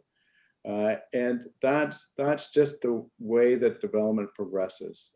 There's always going to be an area that you have to stop development. And I think logical boundaries, I think, is set that what I read to you from the land needs methodology allows for that rounding out to get to a logical settlement area, but only up to a point. You don't hop over that and say, well, we have to hop over that area to create another logical boundary. So Power Line Road for C8 creates that logical boundary up until a concession road, which the land needs methodology calls for. It goes to the natural heritage system boundary. So in that block, it creates a logical boundary. To jump over and create a logical boundary brings in a substantive additional land areas. And we would have to justify those land areas first, and then say, what's the logical boundary in that C9? So for instance, if we looked at the adjustments and there was room for adjustments that brought in, say, half of that land area, we'd have to say, okay, it brings in half, but what is logical to create a logical boundary out of that area? That's where we look parcel by parcel on the logical boundaries. We can't hop over to bring in a whole new area to say, well, it's a logical boundary just to go out to the edge of the municipal boundary. And thank you for that, Paul. And a follow-up. Rumor has it that the northwest proposed area for the city, when we were first discussing the boundary adjustment, was swapped out for Tutuila Heights in the area there in negotiations. Apparently, we're getting too close to the city of Paris, at the town of Paris. When we talk about logic, again, it all depends on the basis of the negotiations of the boundary agreement in the first place, correct? Through Mr. Mayor to Councillor Vanderstel, that's correct. I mean, that's what you brought in as your new municipal boundary was part of your negotiations. It wasn't a nice square parcel. It was part of your negotiations, and Mr. Moore can speak to more to that, how that arose. But that is correct. You have to work with the hands you're dealt with, and they might not currently be logical boundaries. Right. Thank you, Mr. Lowe's. One more question to Nicole Wilmot, Mr. Chair, if that's okay. Yes. Sorry, Nicole, I realize I'm delaying our dinner hour. You've been with the city for quite some time now, and you've been working on this project through all of the iterations of the development of the boundary agreement from almost its very inception. Is that correct? That's 17 years in the works that we've been trying to get this boundary adjustment signed, first of all. And how many years following that agreement have we been working on and pushing staff? I recall very well sitting in the Charlie Ward room when we weren't under COVID restrictions and putting our foot to the metal and stepping on the gas and saying, we want to get this done as soon as possible. How many years did you spend working on this from the date of the boundary agreement till now? My work on the official plan review overlapped and coincided with the boundary negotiations and ultimately the agreement. Planning staff have been working on bringing before council a new official plan. If you go back to the very beginning, it's been a decade. We have faced numerous changes of provincial policy throughout the process, which has caused considerable delay. It's required us to revisit some of our analysis and to pivot. So it has been a 10-year process to bring this official plan before council. And back in 2017, we again pivoted in order to expand our official plan program in order to consider the boundary lands that were brought into the city's municipal boundary. So it has been a very long process. And I can say there was reference made throughout the delegations that the work that we have done in our official plan does not conform to the most current and updated provincial policy. And that's just simply not the case. We have made numerous revisions and amendments throughout our process to ensure that we continue to conform to the latest and greatest updated 2020 growth plan. For those, Nicole, thank you for that. For those who are already included in our plans, and we've been in communication with for those 10 years of your tenure, and everyone else on staff, they have been chomping at the bit to make this happen, to make this a reality. Councilor Vanderstel, do you have a question? Yeah, absolutely. Have most of them been in contact with you for that period of time?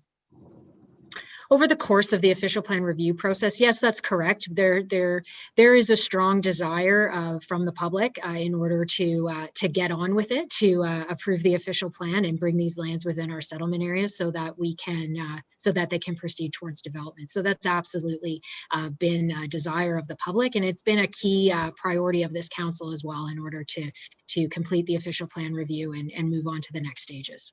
Thank you, Nicole. Thank you for the latitude, Mr. Mayor. All right, Councilor Carpenter. Thank you. Is Paul still there? Yes, I am. Oh, thank you. Now, when you talk about C8, C9, you say you're hopping across a natural boundary being Powerline Road. You are aware C9 is on the city side of Powerline Road right next to, and you also said we wouldn't be doing, how would we justify something that next to farmland? It's actually next to a residential subdivision that's been there for 25 years. You are aware of that? Through you, Mr. Mayor, to Councillor Carpenter. Absolutely. What I was referring to was the criteria in the land needs methodology that says how you can have a boundary adjustment in a minor way. So doing minor boundary adjustments talks about going to the concession road. We did that in C8. We went to the concession road. We went to the natural heritage system.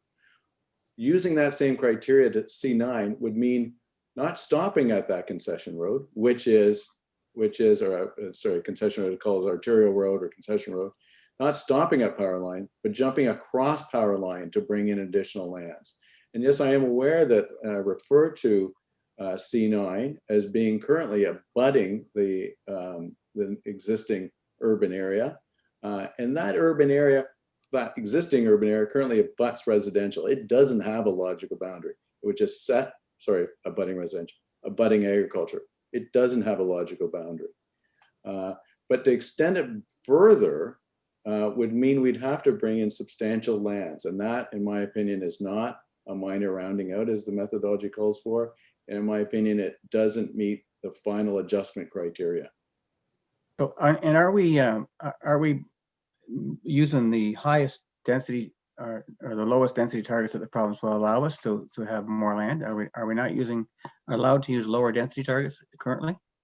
The growth plan, through you, Mr. Mayor, to Councillor Carpenter, the 2019 growth plan as amended 2020 allows for a designated greenfield area density to be an average of 50 persons and jobs per hectare. This council previously authorized the use of a 52 persons and jobs per hectare, averaged overall across your entire designated greenfield area. So we've been using the 52 residents and jobs per hectare as per your direction. And is that not used as the minimum, or can we go higher than that? No, it's the average. You can go higher. If you go higher density, it means you need less land. I mean lower than the opposite. No, that's your minimum. That's your minimum target.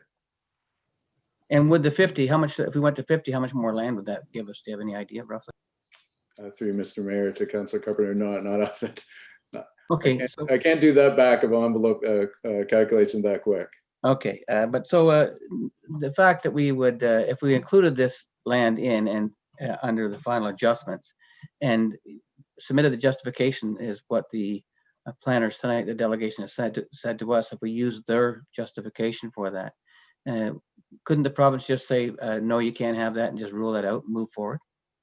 Through you, Mr. Mayor, to Councillor Carpenter, I'm not sure what their justification is other than they want their lands in. I went through the criteria and they didn't do that. I'm not sure what their justification is. But even if you just said, I accept their justification, you're right. The province could just, well, either say, as Ms. Wilmot said, come back to you and say, we need justification, please do that analysis. Or they'll say, no, just rip it out. We don't want it in. And if they come back to us and said, we want you to do an analysis, we could say, no, thank you, and just withdraw it, right? Through Mr. Mayor to Councillor Carpenter, yeah, you could do that. That's correct. So we could, if the province came back to us and said, we want an analysis, we could just withdraw that and still move forward without any delay in the process. The delay will be they have to analyze that and come back. That would be the delay. But they're going to analyze the whole plan as it is. And another question would be, was C9 not being compared with C8? C9 was actually what was considered to be the next piece in if allowed. Through you, Mr. Mayor, to Councilor Carpenter, no, that's not actually correct. C6 was, by our analysis, was the next logical to come in. C9 was after that, and C6 is the area to the north. And that's, we evaluated, you recall, we went back and evaluated C6 against C8 to see which one was preferred, and C8 became preferred over C6, but C9 was after that. And the other changes that we put in this amendment that was before us, you consider them minor and you don't see them to be a problem slowing the process down anyway? Through you, Mr. Mayor, to Councilor Carpenter, no, we believe that there are very minor adjustments. They're in the number of hectares. They're not in the tens or hundreds. There are 4 or 5 hectare adjustment here and there. We consider those minor. And do we have to justify those in any way? We have through our addendum report. Thank you. Councilor Tusky. Thank you, Mr. Mayor. Through you to staff, I've got a few questions. I'm also struggling to understand how this will delay things at the provincial level because they don't have the draft OP yet. So are they not going to be looking at the whole thing altogether and make their decision on that? As Councillor Carpenter just said too, there's other amendments. They're going to need to look at those as well. So I'm not sure how that delays things. Through Mr. Mayor to Councillor Antosky. The province currently has the previous draft. Your staff have been giving them the drafts as they work through it, so they've seen the policies. They understand it. There has been meetings to discuss policies, and I believe Mr.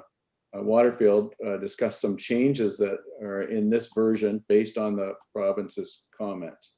So they've done that analysis. What analysis they haven't done is on the land needs methodology and how we've achieved that. So they have to do that, and that's usually done by the Toronto office of Ministry of Municipal Affairs and Housing, and they look at that analysis. So if they come back and say we need more analysis, we need more review of it, that is going to delay you.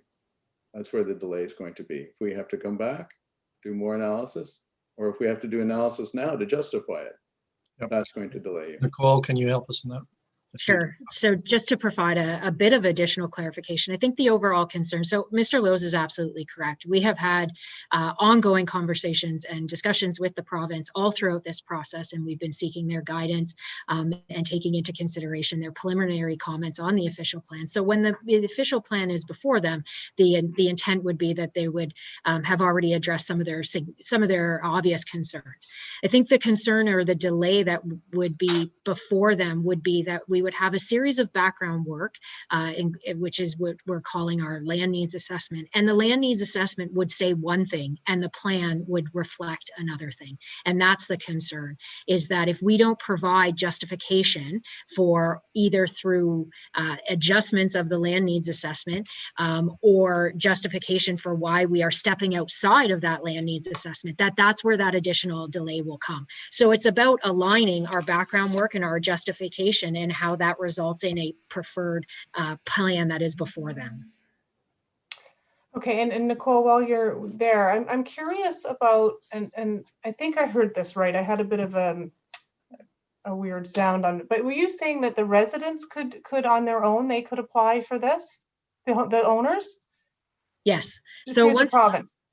No. Sorry. Okay. Not through the province. Okay. So what I was speaking to was two different things. So the first is that, yes, the applicants can apply. So once the city has approved, so once the official plan is approved and our settlement area is approved and in effect, private applications can be submitted to the city to expand the settlement area up to an additional 40 hectares outside of a municipal comprehensive review. So that allows the private sector to initiate or to submit applications directly to the city to consider a further expansion up to 40 hectares. What I was speaking to with respect to the province was that those the delegates that you've heard here tonight can also submit their comments, their questions, their concerns directly to the province, given that the province is the final approval authority on this official plan. So I was two separate matters. I hope that's clear. Okay, thank you. To follow up though on the first part, that once we've got everything completed and they can apply to the municipality, is it presumed then, so that doesn't have to go any further? It doesn't need a second, as long as it's within that 40 acres. Is that what you're saying? And it would have to be approved by staff. It would have to be approved by staff, like any planning application. We would bring that application before council. But what it does require is a significant amount of work to justify why we should include those additional 40 hectares into the city settlement area. So that the applicants, in essence, just like other planning applications, would need to provide their background analysis and support for why these lands should be included in the city settlement area, and why we should agree to open up our settlement area boundary and approve an additional 40 hectares. Thank you. And one last question, if I may, Mayor, just in terms of infrastructure and efficient use of infrastructure, and I guess this kind of goes along the lines of the natural boundary, but we're going to be putting infrastructure in that area anyways. Is it not more efficient to be putting as many people or as many properties or as many units onto infrastructure for lower costs? Am I missing something there? Through the chair to Councillor Antosky, Gary Peaver, Manager of Development Engineering. To hopefully understand your question correctly, as other developments around this area puts in their infrastructure, they would be accounting for this ultimate expanded area.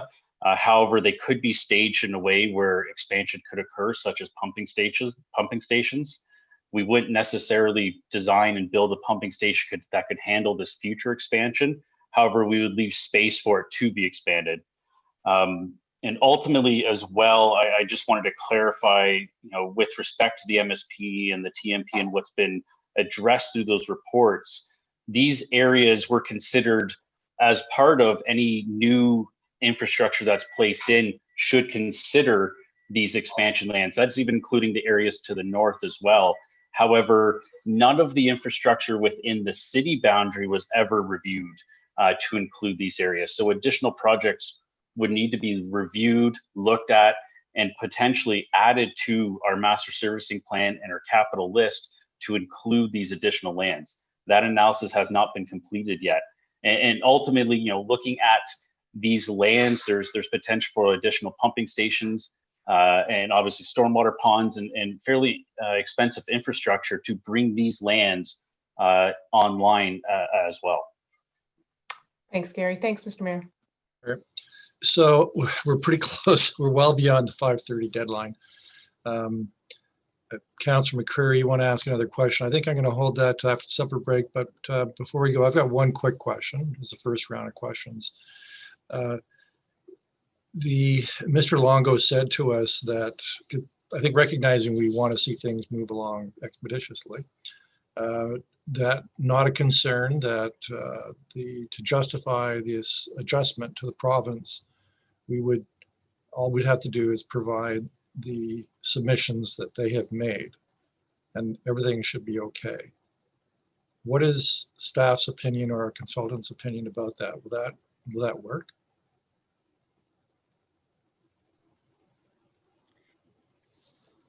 So I will ask Paul Lowe's to comment, but I think our opinion in the review of Mr. Longo's letter is that there was a lot of quoting of policy and not a lot of justification. So I don't think it would constitute justification. Paul, do you want to add to that? Certainly, yes, Mr. Mayor. As I indicated, the policy or the provision in the land use methodology on final adjustments is very clear. It doesn't say that the council can make final adjustments for whatever reason they want. It says to account for 5 matters. Mr. Longo's submissions do not get into any of those 5 matters. They do not, it does not say how those adjustments meet any one of those 5 matters. So that analysis has to be provided to confirm to the province that, that the adjustment, the final adjustment, is logical and meets the test of the land use methodology. I've done that, and I don't believe it has. So I think what you're saying is these are criteria can be used to increase the land, but you got to show why you're using those criteria. Correct. Yeah. How it meets those criteria. All right, so I was hoping to kind of wrap up the power line road question for staff, but I don't want to go past 6. So I see Councilor McCurry, you want to ask another question. I'm going to call the supper break right now to 6:30 and staff. There is another matter that Mr. Hitchon spoke to, and I had asked previously if you pull up a picture of those lands for us so they can refresh our memory about this. And I know I've got a couple questions about that. So if you could have that ready for 6:30 at least, show us where those lands are and the dimensions, etc.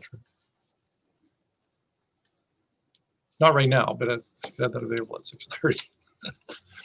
So with that, I'm going to call the supper break. We'll come back. We'll start with Councilor McCreary if he's still interested in asking a question. Any other questions anybody has about for staff, re the power line road issue, and then any other questions you have for staff regarding other issues. And I know I do want to ask about that Mount Pleasant Street one. So see you back in about half an hour.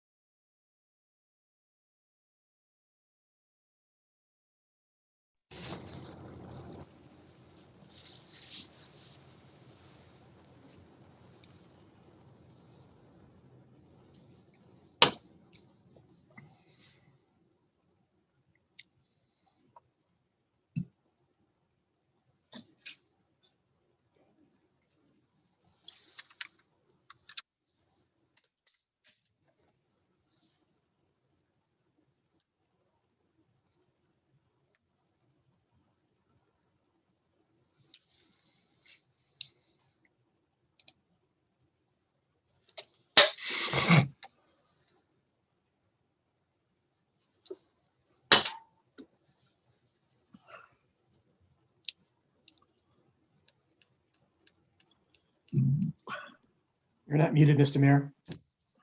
Thank you.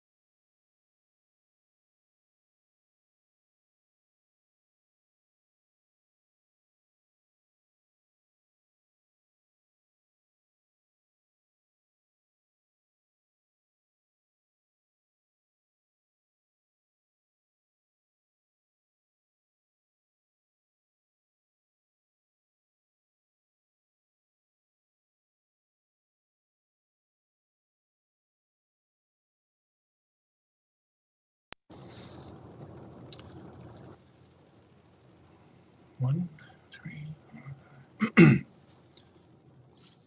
Okay, so we've got quorum and we'll resume. And I think we ended off, we're almost finished the power line road. Does anybody else have any other questions regarding the 3 lots on power line road?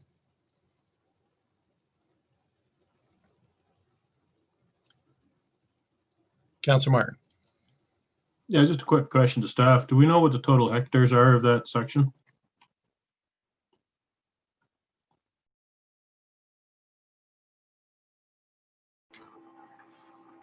Yes, through you to the councillor. The complete block C9 is approximately 120 hectares.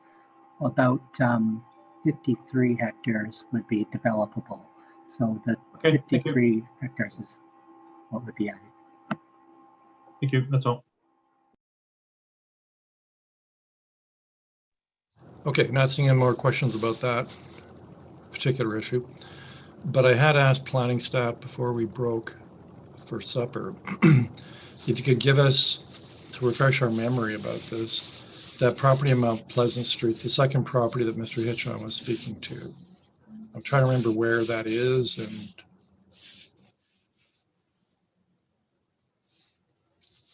okay. So are these in the trigger lands or not in the trigger lands?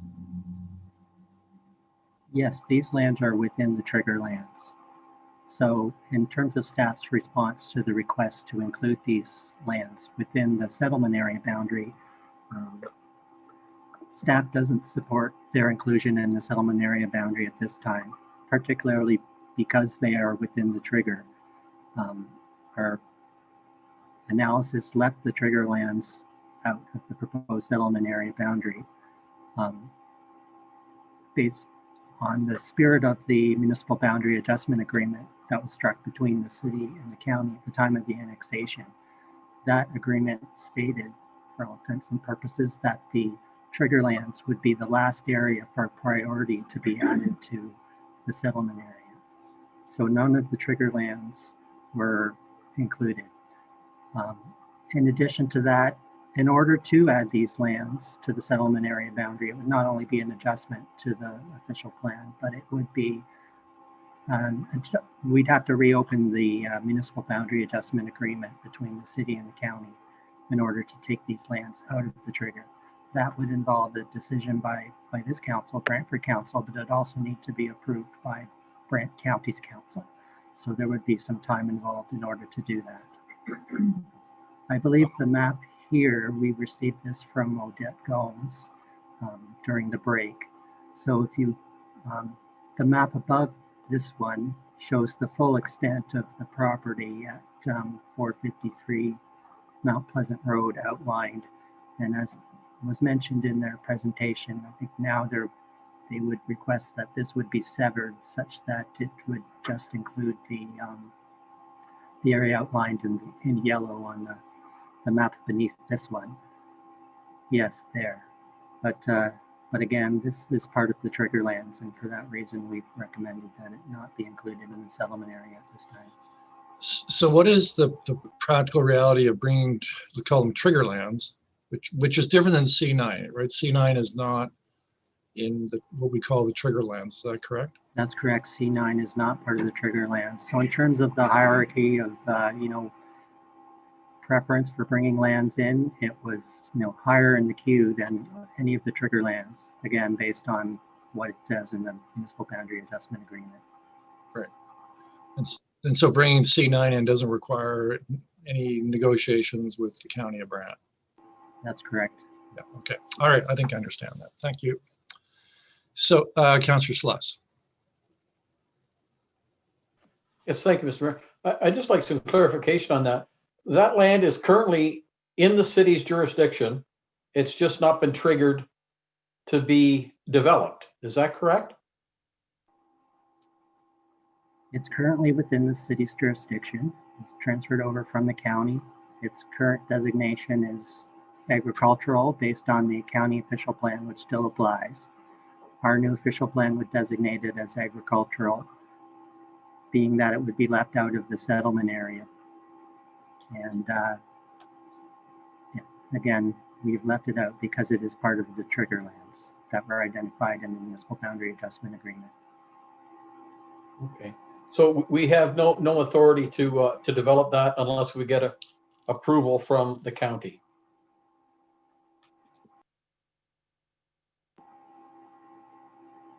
Have you got a fan going in the background? I can barely hear you. There's a noise going on in your background that I'm not sure what it is. There, it stopped. Okay. Well, sort good. of. All right.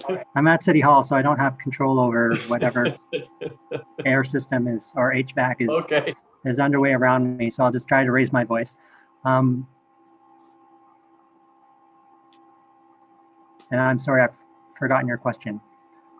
Well, I guess my question was to you, in simple terms, we must get approval from the county or we can't develop the land even though it's in the city. The first step to enable this to happen would be to take the lands out of the trigger. The municipal boundary adjustment agreement does allow that to happen. There is a clause in it that would enable lands to be taken out, but that would need to be approved by both the city and the county council. And the agreement also mentions that it would need to be considered through the rest of the terms of the agreement related to the amount of assessment and taxes that are received from the development. Okay, thank you. Councilor McCurry. Thank you, Mayor.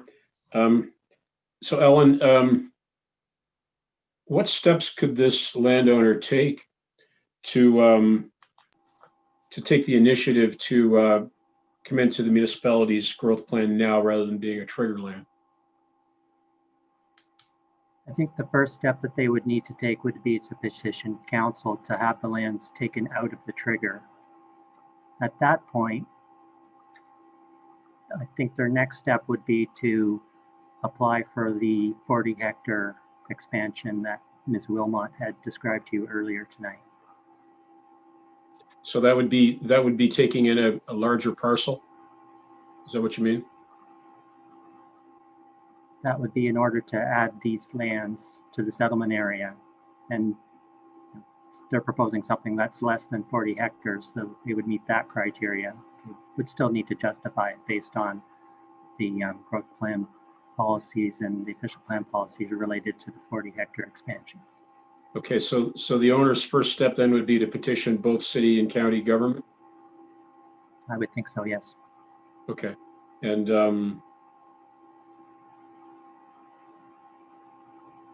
yeah, okay, thank you. That's satisfactory. Councillor Vanderstel. Thank you, Mr. Mayor. Through you to Alan. Is there a sunset clause on the Triggerlands dedication? Will that drop at a certain point in the future, or must it always be a negotiated change to be included within the buildable boundaries of the City of Brantford with the County of Brant? No, there's criteria in the municipal boundary adjustment agreement that describes how the lands in the trigger are brought in. So it's a specific benchmark for community area lands that needs to be met. I think it's 80% of the lands that are within the non-trigger area that we would have added need to be developed or have building permits applied for before we can bring in additional lands that are in the trigger. And would the trigger lands naturally fall away at 80%, or does it still need to be negotiated with the county? I believe at that point, it doesn't need to be negotiated with the county, but I'll just ask Mr. Moore to confirm. Thank you. So I just want to clarify, the only time that the county council is involved with the trigger lands, if there is a request to remove lands from the trigger area. So the agreement specifically says that if you are going to remove lands from the trigger, you must have approval from both city and council, or city and county council. The trigger lands also, there's, as Mr. Waterfield was saying, the trigger lands can't be brought on for future development until 80% build out occurs on all of the other lands that were brought in. So once you see 80% build out, then those trigger lands can start coming on. And once development starts happening on the trigger lands, and then all those policies have fallen off the side now and are no longer applicable. Thank you, Paul. Based on optimistic timelines, Paul, when do we see our 80%? It's all dependent on how quickly development occurs in the expansion lands. From what we've seen and the conversations we've had with some of the developers, I would think that things are going to move very quickly. And, you know, I would estimate you're in the, you know, probably the 7 to 10 year range timeframe. And there's absolutely no exclusion to this 80% rule for this potential development in Triggerlands. There's no exception. There's no way around it. You would have to reopen the boundary adjustment agreement with the county and renegotiate those policies. Okay. Thank you very much, Paul. Thank you, Mr. You're Mayor. welcome.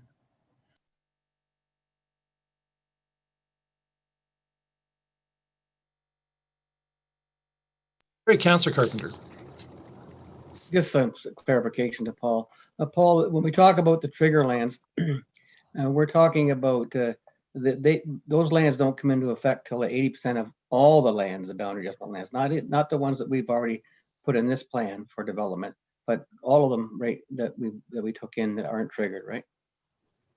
That's correct. It's all of the 80% build out of all the lands, but in our boundary adjustment that we're having the official plan, that doesn't include all of the lands. So there still are, like right now, you know, the C3 lands, the C6, the C9 that aren't within the urban settlement area. So the build out, that 80% build out is on a smaller area than what was depicted in the boundary adjustment agreement. Right. And when you said 7 to 9 years, are you including that land as well? You think we'll have all that land with 7 to 9 years? Is that your expectation? That's pretty aggressive growth. No, I was referring to what we're looking at right now in terms of the urban settlement area, that build out of those lands. Yeah, so they would be 7 to 9 years, and then the extra land that we haven't included, like you said, that would have to be included and used up as 80% as well. And that would be further past the 9 years. Yes, that's correct. Thank you. Just want to clarify. Yep, no, good clarification. I don't see any other raised hands, so that brings an end to the statutory public hearing for tonight. And now we'll move into debate. So it's a little unusual in that we did have, this is a continuation of the meeting we had in November. And so the original motion and the pending amendments, they become automatically on the floor for debate, right? Because we just deferred it. So staff have recommended to us that the original motion pending amendments be amended by striking and replacing with a new motion that they outlined in their report. The idea behind that is to make it nice and clean. It incorporates the 3 amendments we talked about at the November meeting. And you got to remember, this will be striking and replacing, so it becomes like an amendment. And so if we can get that on the floor, if we can get that approved, then we can deal with amendments to that, such as Powerline Road and other amendments we may want to make.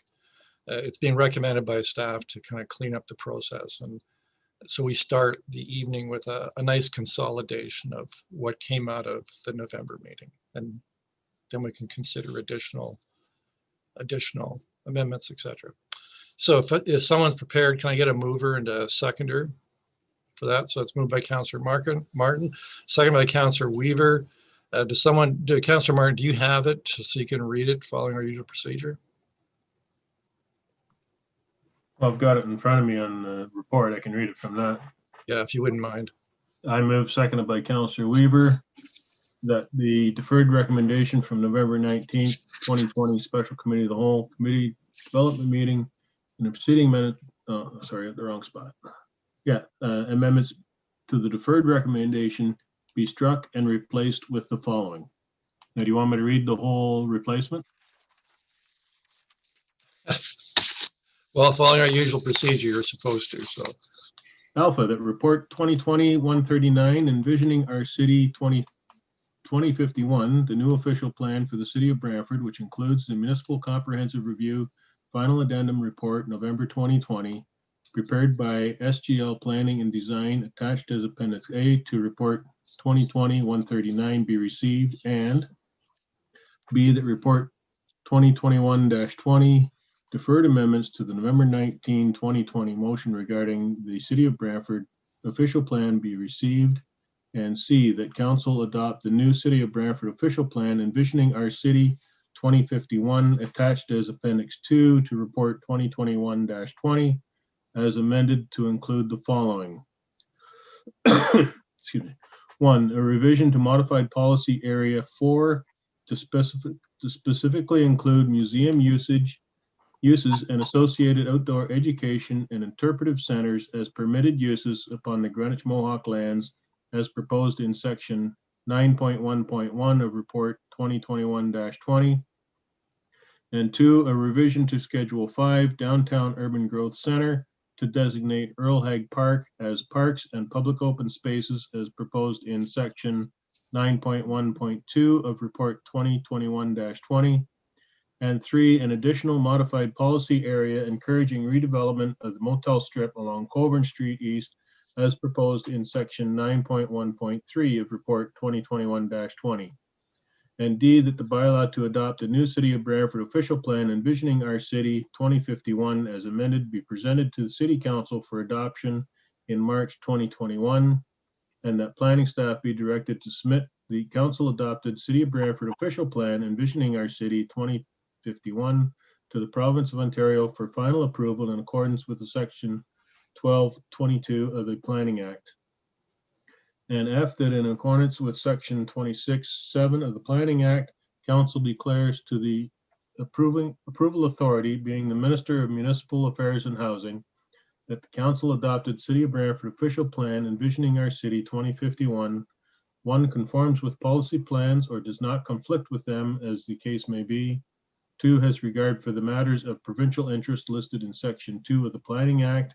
And 3, is consistent with policy statements issued under subsection 3.1 of the Planning Act. And G, the comprehensive block plan terms of reference attached as Appendix 3 to report 2021-20 to guide and assess future block plan applications within the lands that are subject to block planning in the new City of Brantford official plan envisioning our city 2051 be endorsed. And H, that the Urban Design Manual attached as Appendix 4 to report 2021-20 to guide and assess future development proposals and applications in the City of Brantford be endorsed.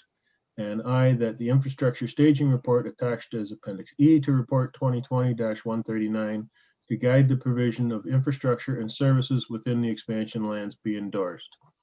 And if I may just speak to this briefly, I think staff have done a good job incorporating the things that could be incorporated from our last discussion, specifically, the Earl, Hague, and the Greenwich Mohawk lands, as well as the motels along the Coborn Street.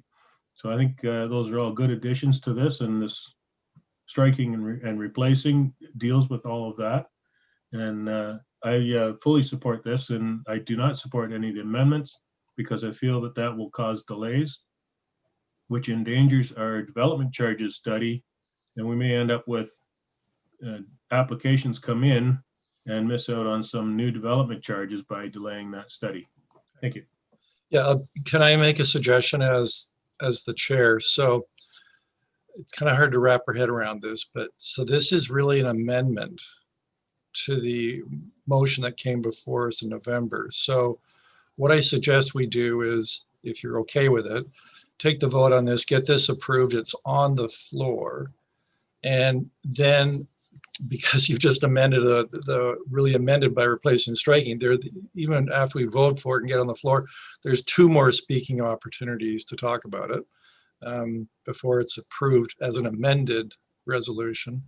But what I'm thinking is this: we can just call the vote now, get it approved, it's on the floor, take any further amendments, deal with them each individually, and then once we've dealt with all of those, whatever they may be, we can then, at the end of all that, we end up with an amended, whatever, and there'd then be 2 more speaking opportunities to speak to whatever we've amended. So I know it gets a bit confusing because we deferred. So unless there's any objections, I'd like to call the vote now, and then there'll be lots of opportunity to discuss.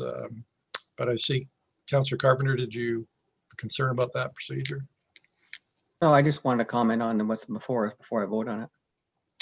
Yep. Okay. Let's. Then I'm going to ask you. Can you keep your comment short because you're going to have another two shots at it once we approve it. So go ahead. Yes, I don't think I've gone over my 4 minutes as I think some may have. I just wanted to comment and thank staff for meeting with Councillor Toski and I to go over the motel lands and the Earl Hague lands and to incorporate them into what is this amendment now that's before us. I appreciate the time, and I know I won't speak for Councillor Toski, but I'm sure that she does as well, that this will go a long ways to redevelop that Coborn Street strip and those motel into from what they are now into something more profitable and more amenable to the neighborhood. So I appreciate the time the staff took. Thank you. Councillor McCrory. Mayor, thank you. So what we're doing is we're dealing with the museum use, the Earl Hague use, and the motel strip, and that'll be incorporated into what we vote on right now. Am I to understand that there will then be another amendment that will come forward to deal with 218, 194, 170, and 152 power line? Yeah, assuming Councillor Sluss wishes to proceed with that notice of motion he gave us. Okay, so I'm perfectly happy with what's before us. I really just wanted that clarity. I think, as did Councillor Carpenter, about what's before us, and I echo what he said, that the staff have done good work on adding those 3 items in here. They're all good things for our community, and the only debate we'll have will be about whether or not Councillor Sluss's item comes back to the floor and gets supported. Okay. So not seeing any other discussion, I'll call the vote then on this amendment, which is striking and replacing.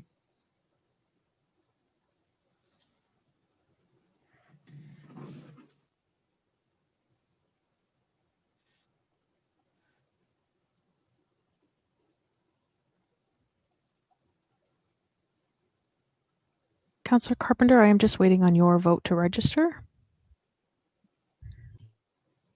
I actually haven't voted either, but it's not coming up for me. I'll vote in the affirmative, please. Thank you. I will note that. I vote in the affirmative as well. Thank you. So the motion to amend the motion is approved unanimously on a recorded vote. Those in favor: Councillors Vanderstelt, Sluss, Martin, Antosky, Wall, Weaver, Utley, McCreary, Carpenter, and Mayor Davis. So we're obviously, of course, not limited to one further amendment, but Councillor Celeste did give us a notice of motion because it involves a reconsideration of a decision we made in November. So Councillor Celeste, the floor is yours because you have the, and I just want to confirm that a notice of reconsideration, you want to bring that notice to reconsider the decision we made at the November 19, 2020 meeting. Because you gave us notice, the reconsideration will carry with a majority vote, not 2/3. That's correct. Thank you, Mr. Mayor. Did you want me to introduce that? Yes, you get the motion to reconsider. Who's your seconder? Yes, that would be Councillor Utley. Okay. Moved by myself, seconded by Councillor Utley. Whereas at a special committee of the whole community development meeting held on November 19, 2020, for the purposes of adopting the City of Brantford official plan, and whereas an amendment was considered to the official plan and subsequently lost on a vote of 2-6, and whereas the official plan was deferred to January 19th, and there is a desire to reconsider the amendment. Now therefore be it resolved that the following amendment be reconsidered, that the text and schedules to the draft official plan be amended to include the lands municipally known as 218, 194, 170, and 152 Powerline Road in the settlement area boundary, and that the agricultural designation be changed to residential designation with core natural core area designation to remain as is. All right, so any discussion on the reconsideration aspect? Not seeing any discussion. Julie, if you would please take the vote on the motion to reconsider, which only requires a majority vote.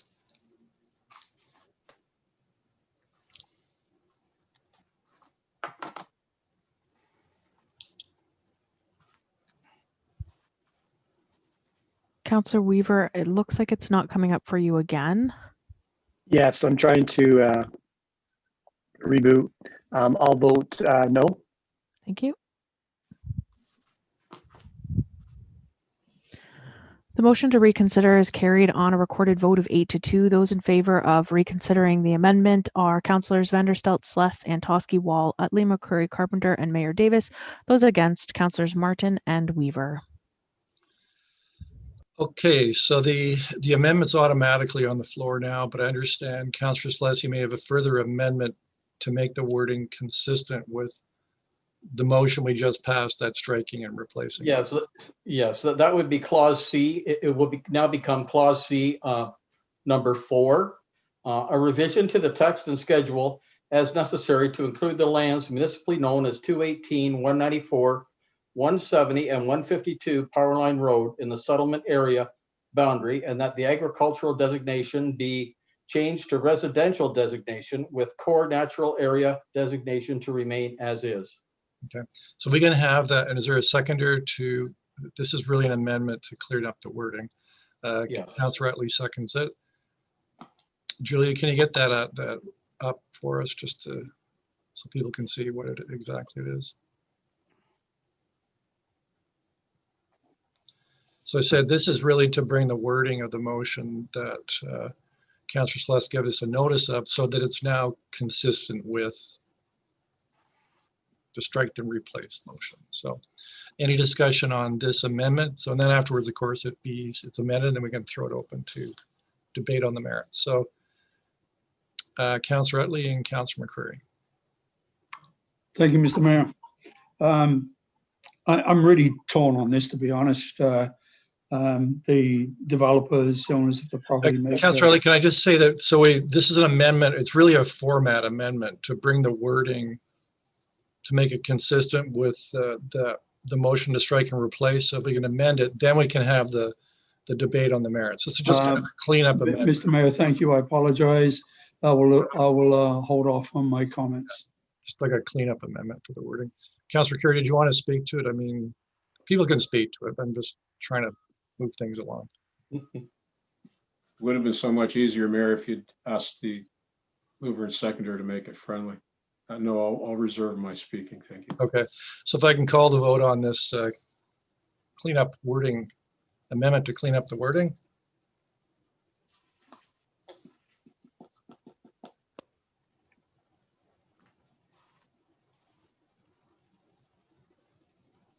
The amendment to the amendment is approved on a recorded vote of 8-2. Those in favor, Councillors Vanderstelt, Sless, Antosky, Wall, Utley, McCreary, Carpenter, and Mayor Davis. Those against, Councillors Weaver and Martin. Hey, now to the merits. So Councillor Utley, you wish to speak first, so you're up. Thank you, Mr. Mayor. I've got a couple of concerns. You know, I appreciate the position of the developers, and like any developer, you want to start earning money from that large investment. But my concern is I do not want to delay the official plan in any way whatsoever. And I'm wondering what the reaction of the province will be if we send them something that includes C9, which, according to staff, does not meet the criteria that is established by the ministry. And the message that may send to the ministry as well. Hey, you know, we were doing fine here. We're on side with your official plan. Now you want to throw something into the mix that wasn't there before. And I, you know, once you start doing that, you lose that little element of trust that you have and the working relationship you have with our friends at Queen's Park. So I part of me says vote in favor of including C9, and the other part of me is really saying, no, this could really delay the process. And I you know, if we knowingly send it to the ministry, knowing that it does not meet that criteria, that's not the message we want to send to have a good working relationship with them. So I'm kind of leaning towards not approving it, not including C9 at this point, but let's see what other councillors have to say. Thank you, Mr. Mayor. All right, thank you. So next is Councillor McCreary. Mayor, thank you. I suppose most of us did hear from the developer in the last couple of weeks with respect to their position on this issue. And I must admit that I really didn't have any hesitation about this. And my opinion has changed considerably since coming here tonight and hearing from Nicole about the danger that this fraughts for us, not only with respect to the official plan, but with respect to some of the other work that's underway currently that's going to allow us to move forward in the community. So I will offer my apologies to the developer now for my change of heart, but I will not be supporting this tonight. I did support putting it back on the floor because I think we owed it to Councillor Sless to hear his resolution again in light of you know, what's transpired since. But I would hope that members of council would join me in not supporting this tonight and allowing this to proceed. We've heard about options that other developers can undertake, and that's an action that they can undertake on their own at a later date. But I think to do it now simply jeopardizes all the good work that we've been doing. And not only that, but as I heard from a constituent today, it's going to add another year onto the schedule whereby the development can actually start to occur in this municipality. So I think it's wrong-headed to do this tonight, and I look forward to this passing without amendment. Councillor Antosky. Thank you, Mayor. I certainly understand the concern on both sides of this. This is not an easy decision. As a councillor, I'm looking at other pieces of this alongside with the planning pieces, and I just try and picture the pieces being built out and then having a cattle farm in the middle, or you know, the infrastructure that's not fully used, and it just does seem like an unnatural jet out. And yes, you know, they can run the cattle farm as long as they want, but it would be an interesting, I'm looking at the aspect of community development and really having a big gap there. So I certainly understand everybody's concern around this, and we're hearing two very different perceptions on where this could go. I will be supporting the amendment. We did give direction. We wanted to find ways to make things happen as quickly as we could. And this looks to be one, and it's not a trigger land, which makes it a little less complicated, it sounds like, than the other lands. Thank you. Councillor Sluss. Thank you, Mr. Mayor. Yes, I too have heard a conflicting story this evening, as we all did, and it does concern me. I thought initially that this was a very easy decision to make. And now that I'm seeing everything play out in front of me, I made a commitment that I would bring it forward, and I have. That was the commitment I made. And so it's here, and I think it was worthy of a discussion. I think they made some very solid arguments why it should be brought in. And I think we heard very solid arguments why it shouldn't come in. So it's one of those, you can't win here. Unfortunately, it's one of those things that we get put into a corner, and here we are, we're standing in the corner. I think at the end of the day, I share the concerns that I'm sure this whole screen shares, and that is I don't want to delay anything for a day, for an hour. We need the revenue coming in. We're going to have a huge outpouring of money, and for infrastructure and for all the studies, for everything to bring this online is costing a fortune. And at some point, we've got to reverse that tide and have money coming in. And I think anything that jeopardizes that flow of funds scares me, because it was my understanding before this evening that this would not affect timing at all. That's how I understood the arguments that were being made. But as I hear things play out this evening, and I hear from our staff and I hear from our paid consultants, that's not the case in their opinion. In the opinion of the other side, it is the case. But I think my final judgment has to come down by who has, I guess, who's the biggest motivated person in this race. And it would be the people that can make money by this being sent forward. I think they would be motivated to put on the strongest case they possibly could. Our staff are trying to do what they consider to be the right thing, given the rules of what they have to do. So I'm going to side with our staff. I'm not going to support my own amendment. I think it's, in my opinion, the right thing to be doing from the city's perspective. Because again, when I look at this, what is in the best interest of the city? And I'm not sure bringing this land is, if it's going to have the potential of creating a delay in development. It also puts us in a very awkward conversation with the folks that, the other folks that weren't brought in. The other land that didn't make the first round of cuts. If these folks are getting in, why can't they? I'm sure that would be their question. And I wouldn't have a good answer for that either. So at the end of the day, I guess when it's all said and done, I'll be voting to not support my own resolution. Thank you, Mr. Mayor. Councilor Weaver. Thank you, Mr. Mayor. I will not be supporting the amendment either. I'm going to be following what our professional staff have basically stated. And the reason is right now, Southwest Brantford is the growth center of our city. That is going to come to an end at some point in time. And then hopefully the growth center will move to the north end of the city. And my concern is if we delay that time between our continued assessment growth that we're getting in the Southwest, if that stops and we're not prepared to continue that growth in the north, we're not going to get that assessment. And just for everyone to remind everybody, that's about 2% of what we would normally have to put towards taxes, because we're getting that assessment growth. And so that's why I can't support this. I think we need to get facilities and infrastructure and homes and workplaces in the ground in the north end as soon as possible. Thank you.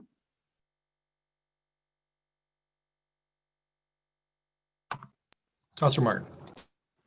Thank you, Mr. Mayor. This council earlier in the term decided that the development to the north wasn't progressing fast enough, so we formed a task force to make sure this stayed on track. And now we've got an opportunity here to delay it ourselves, which I think is the absolute wrong thing to do. We also heard from staff that logically C6 would come in before C9. So are we going to listen to the squeaky wheel and let them jump ahead of C6, which is logically the more important one to bring in? We also heard a good short presentation from someone representing the C10 block, and I think the gist of that is they don't want to see any delays either. And I think he's speaking for all the rest of the people that are included in this. So to delay this now is a disservice to everybody that's already in the plan. The biggest issue for me is the delay in getting a development charge study done and getting a new development charge bylaw in place. That could have serious repercussions for the city financially, and there's no way that I can support that. As for the landowner that wants to be brought in, he did not justify why his lands should be brought in. He gives some good reasons, but none of it met the kind of justification that the province wants to see. So I think it's almost a guarantee that the province will kick this back to us, and that'll delay things, and that's not acceptable. Thank you. Councillor Vanderstel. Thank you, Mr. Mayor. I really appreciate what Councillor Martin just said, and I want to commend Councillor Celeste Cutler for bringing this forward.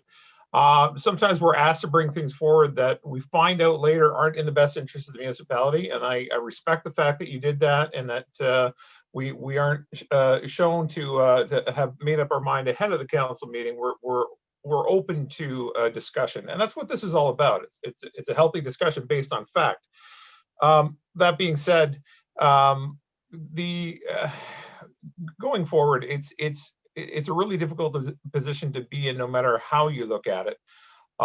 It's frustrating to say yes to some and no to some. It's an exercise of what we must do.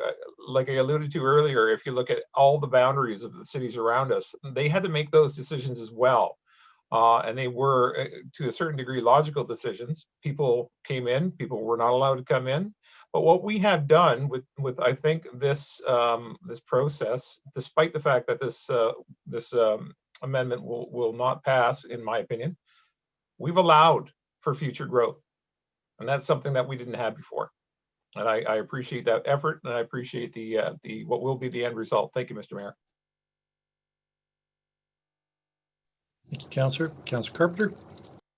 Thank you, Mr. Mayor. Well, I don't agree that this is going to defer it or delay it, and I wouldn't want to do anything that would delay it as well. In fact, I've committed to not delay it. But, we heard from our own staff and from the consultant that the province may kick it back and say, you need to explain this or take it out. And we would just then take it out because we wouldn't want to delay. And that wouldn't delay anything, in my opinion. So I think the delay is because it's going in is a bit of a red herring. I think we would have the opportunity to take it out if the province didn't accept it. But we've got a premier who believes in growth and has changed the Planning Act significantly to allow growth. In fact, has changed the Conservation Act to allow growth in those areas. So we know that, and we know that our MPP Will Bowman is the right-hand person of the premier. And he can help and should be helping to move our official plan along. And I hope that would happen. So I don't believe this would delay at all. In fact, if I thought it would, I wouldn't be supporting it. I just don't believe that it would. I think that we would have an opportunity to either explain or withdraw it. One of the 5 criteria was, in fact, land that may not be developed. In the C8 land, for example, there's a large farm owned by the Pates family who's been there for generations and generations. And I don't see them moving quickly to develop or sell that land. They quite enjoy the farming and believe in what they're doing. So, part of this criteria is land that wouldn't come on stream very quickly, and I don't think that would. I don't think we've asked, but I would think that we would have an opportunity. I don't believe this is a delay, so I will be supporting the amendment. I thank Councillor Celeste for putting it on the floor, because I couldn't put it on the floor because I was the original mover of it, so reconsideration couldn't be allowed by myself or my ward mate. So I appreciate that that you did that so we could speak to it once again. And now we have another opportunity, and I will vote the same way as I did the first time. Thank you. Councillor Wall. Thanks, Mayor Davis. Through you. Am I allowed to ask staff questions? Is this the point? Can't hear you. Didn't want to diminish your voice by being unmuted. So you can certainly ask questions. You got 4 minutes to ask questions, do whatever you want. Awesome. I couldn't imagine if there was somebody at home watching this. And I mean, there probably is. If you went on YouTube right now, and there was that one viewer. I'm here. I've been here the whole time. I've been present the whole time, and I still don't know whether this would delay the official plan or would not delay the official plan. And I can't imagine that that information isn't available to us. I will not vote to delay the official plan. That's it. That's my statement on it. We worked way too hard on this, and too many people are counting on us for us to delay the official plan. So my question to staff is if this passed, would we delay the official plan? And I need a yes or no answer, please.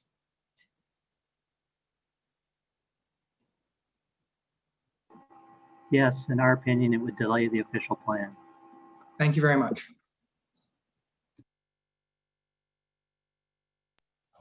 Well, everybody else spoken, so I might as well throw in my 2 bits, but start the clock on myself. So I truly appreciate why the applicant or applicants have come to us. I understand the significance of this, but I've got to look at this on the basis of, as Councillor Sluss said, what is going to benefit the city? And there is a benefit potentially, and that is, I guess, bringing lands in that can be developed if we need them. But I got a problem with that because we can look at it in 5 years' time, and if it turns out the growth is higher than we thought, or other landowners aren't going to develop their lands, we could bring it in using all the criteria. But for me, the most important criteria, is mentioned by other people, is okay, is Mr. Longo right? And will the province just simply, give this the rubber stamp because we've got this submission that addresses, I guess, in part, some of the issues? Or will the province delay it? I guess we don't really know the answer to that question for sure. But I know this: I don't want to play craps or gamble with the future of this community on whether it's going to happen or not happen. Because, if Mr. Longo's right and the province would approve it pretty quickly, well, then fine. But we clearly know there's a risk that won't happen, that it could be delayed by months. And how do we benefit from that? I'm simply not willing to see us run the risk, given we know we're running out of land soon in the Southwest. The land there will be built out probably within anywhere between 2 to 4 years. And then beyond that, where does residential growth go? We need these lands on stream so that there continue to be affordable private housing options for people that are either in this community or coming to this community. And if you don't bring it on and there is no land, there's only one way prices go. They skyrocket because you don't have the supply. And I don't think any of us want to see that. So I'm not prepared to gamble that Mr. Longo is right. And I think for me, the safer, more prudent course of action is not approving this. And yes, maybe in 5 years they can come back to us. And then the secondary issue, which Councillor Martin talked about, I really don't feel comfortable with the owners of C3 and C6. I mean, they've come to us twice, and very same issue over the last 2 years, and we said no. We made very clear why we weren't doing it. And at the last minute we changed this. I really don't think it'd be fair to them. We'd almost, if you're going to do this, to me, to be fair, we'd have to defer this, have another public hearing, let them come and make the pitch to us that it should be C3 or C6 instead of C9. And we know that would result in a delay, no doubt. So I will not be able to support this amendment, but these lands will come in at some point. That's pretty clear. I just don't think it's worth the risk to do it now. So unless anybody wants to speak for a second time, Councillor Martin. Thank you, Mr. Mayor. It's been suggested that we can pass this and there won't be a delay, that if the province kicks it back to us, we can just say, oh, never mind, then take it out and send it back to them.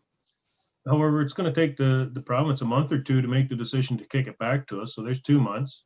Once it comes back to the city, staff will have to write a report. That'll have to go to a committee of the whole meeting and then be ratified at a city council meeting before it can then be sent back to the province. So we're up to 3 months minimum.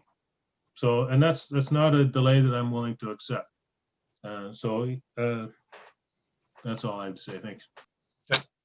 All right, seeing no further raised hands, Julie, please take the vote on this amendment.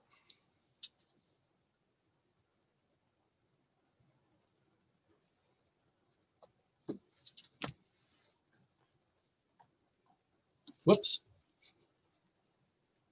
Sorry, mine is, Madam Clerk, you changed mine to no. Sorry, Yes, sure. We can make note of that accordingly. hit the wrong button. Not a problem. So the motion to the amendment as amended, sorry, to the motion failed on a recorded vote of 2 to 8. Those in favor, Councillors Antosky and Councillor Carpenter. Those against, Mayor Davis, Councillors Vanderstelt, Celeste, Martin, Wall, Weaver, Utley, and McCreary.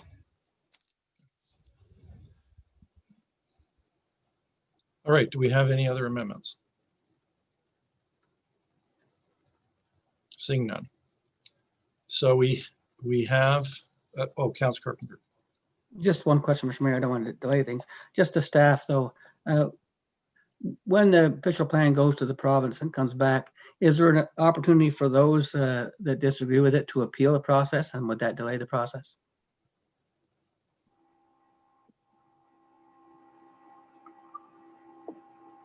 There's no appeal of the minister's decision.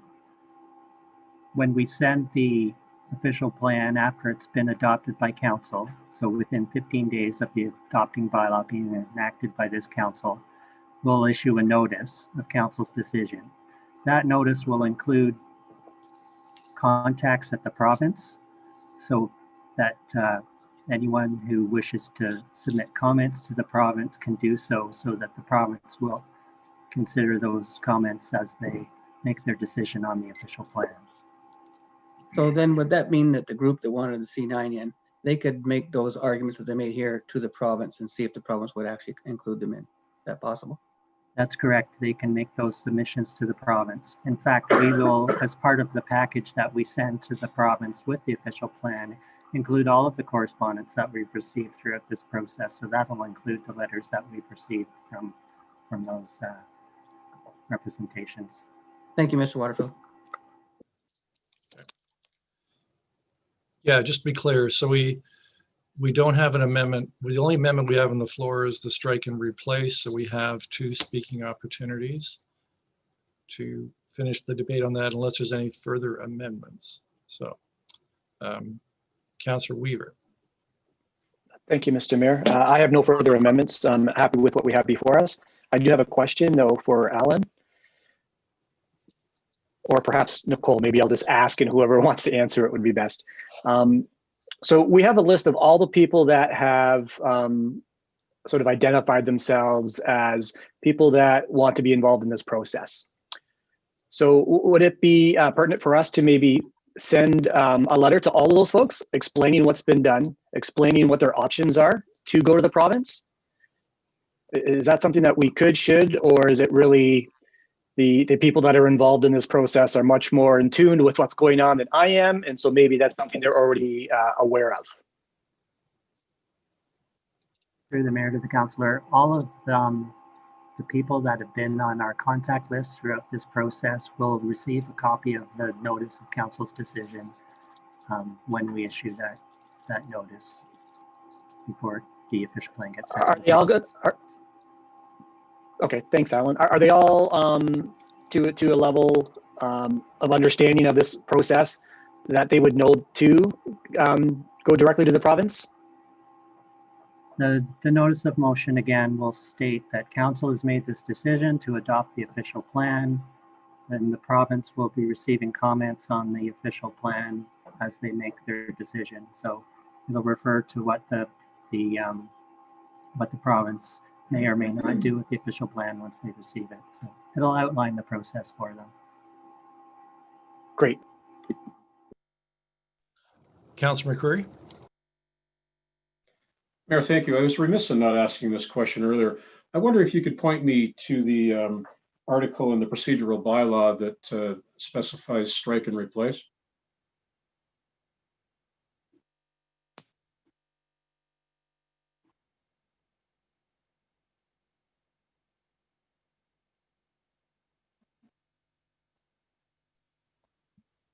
Through the chair, Strike and replace is actually not included in our procedural bylaw.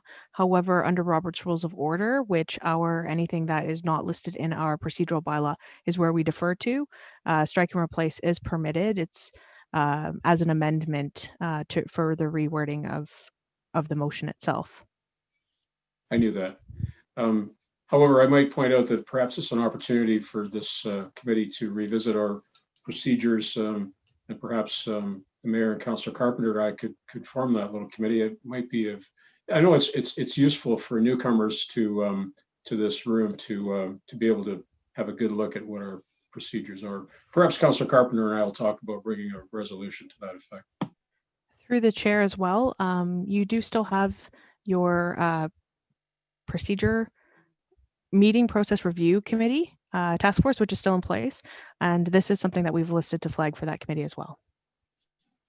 Councillor McCreary, do you have any comments that are germane to the resolution on the floor? I thought that was. Okay, any other raised hands? I'd just like to say this because, this has to come to council, of course, to approve, and we can have another opportunity to speak to this. But I wanted to say, in particular, many thanks to the consultant. For those of us that are new to these chambers, I think some of us saw it even before, during the campaign, the beginning of the process, at least what we saw of it. And there's been a lot of work put into this, many amendments, many considerations. It's hundreds and hundreds of hours of work for a document whose importance cannot be underestimated. It's an important document. It sets the stage for future growth in our city, and growth, I think, that'll be taking place in a much more managed basis than took place under the official plan that I had a hand in approving back in the mid-1980s. Of course, we've learned a lot more since the mid-1980s about how to better manage growth so that growth can take place to provide people with living and employment opportunities, but at the same time reducing and mitigating the impact it has, and also trying to preserve the essential character of our community. So I want to also thank staff for all their hard work and effort. This has been a tremendously challenging project for the department. And I think with some satisfaction, they're seeing it through to at least this stage. Of course, the next big step will be the infrastructure, getting that all in place, but also the zoning, the comprehensive zoning bylaw that will begin, but probably would be finished off by the next council. And that, of course, will be very, very important. And again, could not be done until we had done this document. So thanks all around. So any other comments before we call the vote? Seeing none. Julia, if you please take the vote.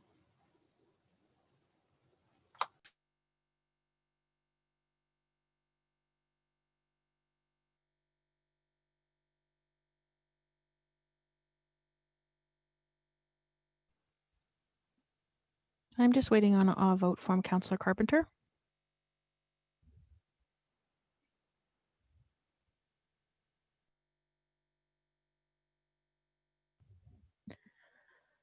Item 4.1, the official plan as amended is approved unanimously on a recorded vote. Those in favor, Mayor Davis, Councillors Vanderstelt, Sless, Martin, Antosky, Wall, Weaver, Utley, McCreary, and Carpenter. All right, so we have no notices of motion. No resolutions, further resolutions. So the meeting is adjourned until, well, council this coming Tuesday, where of course this will be coming back to us at that time, and then by law sometime later in March.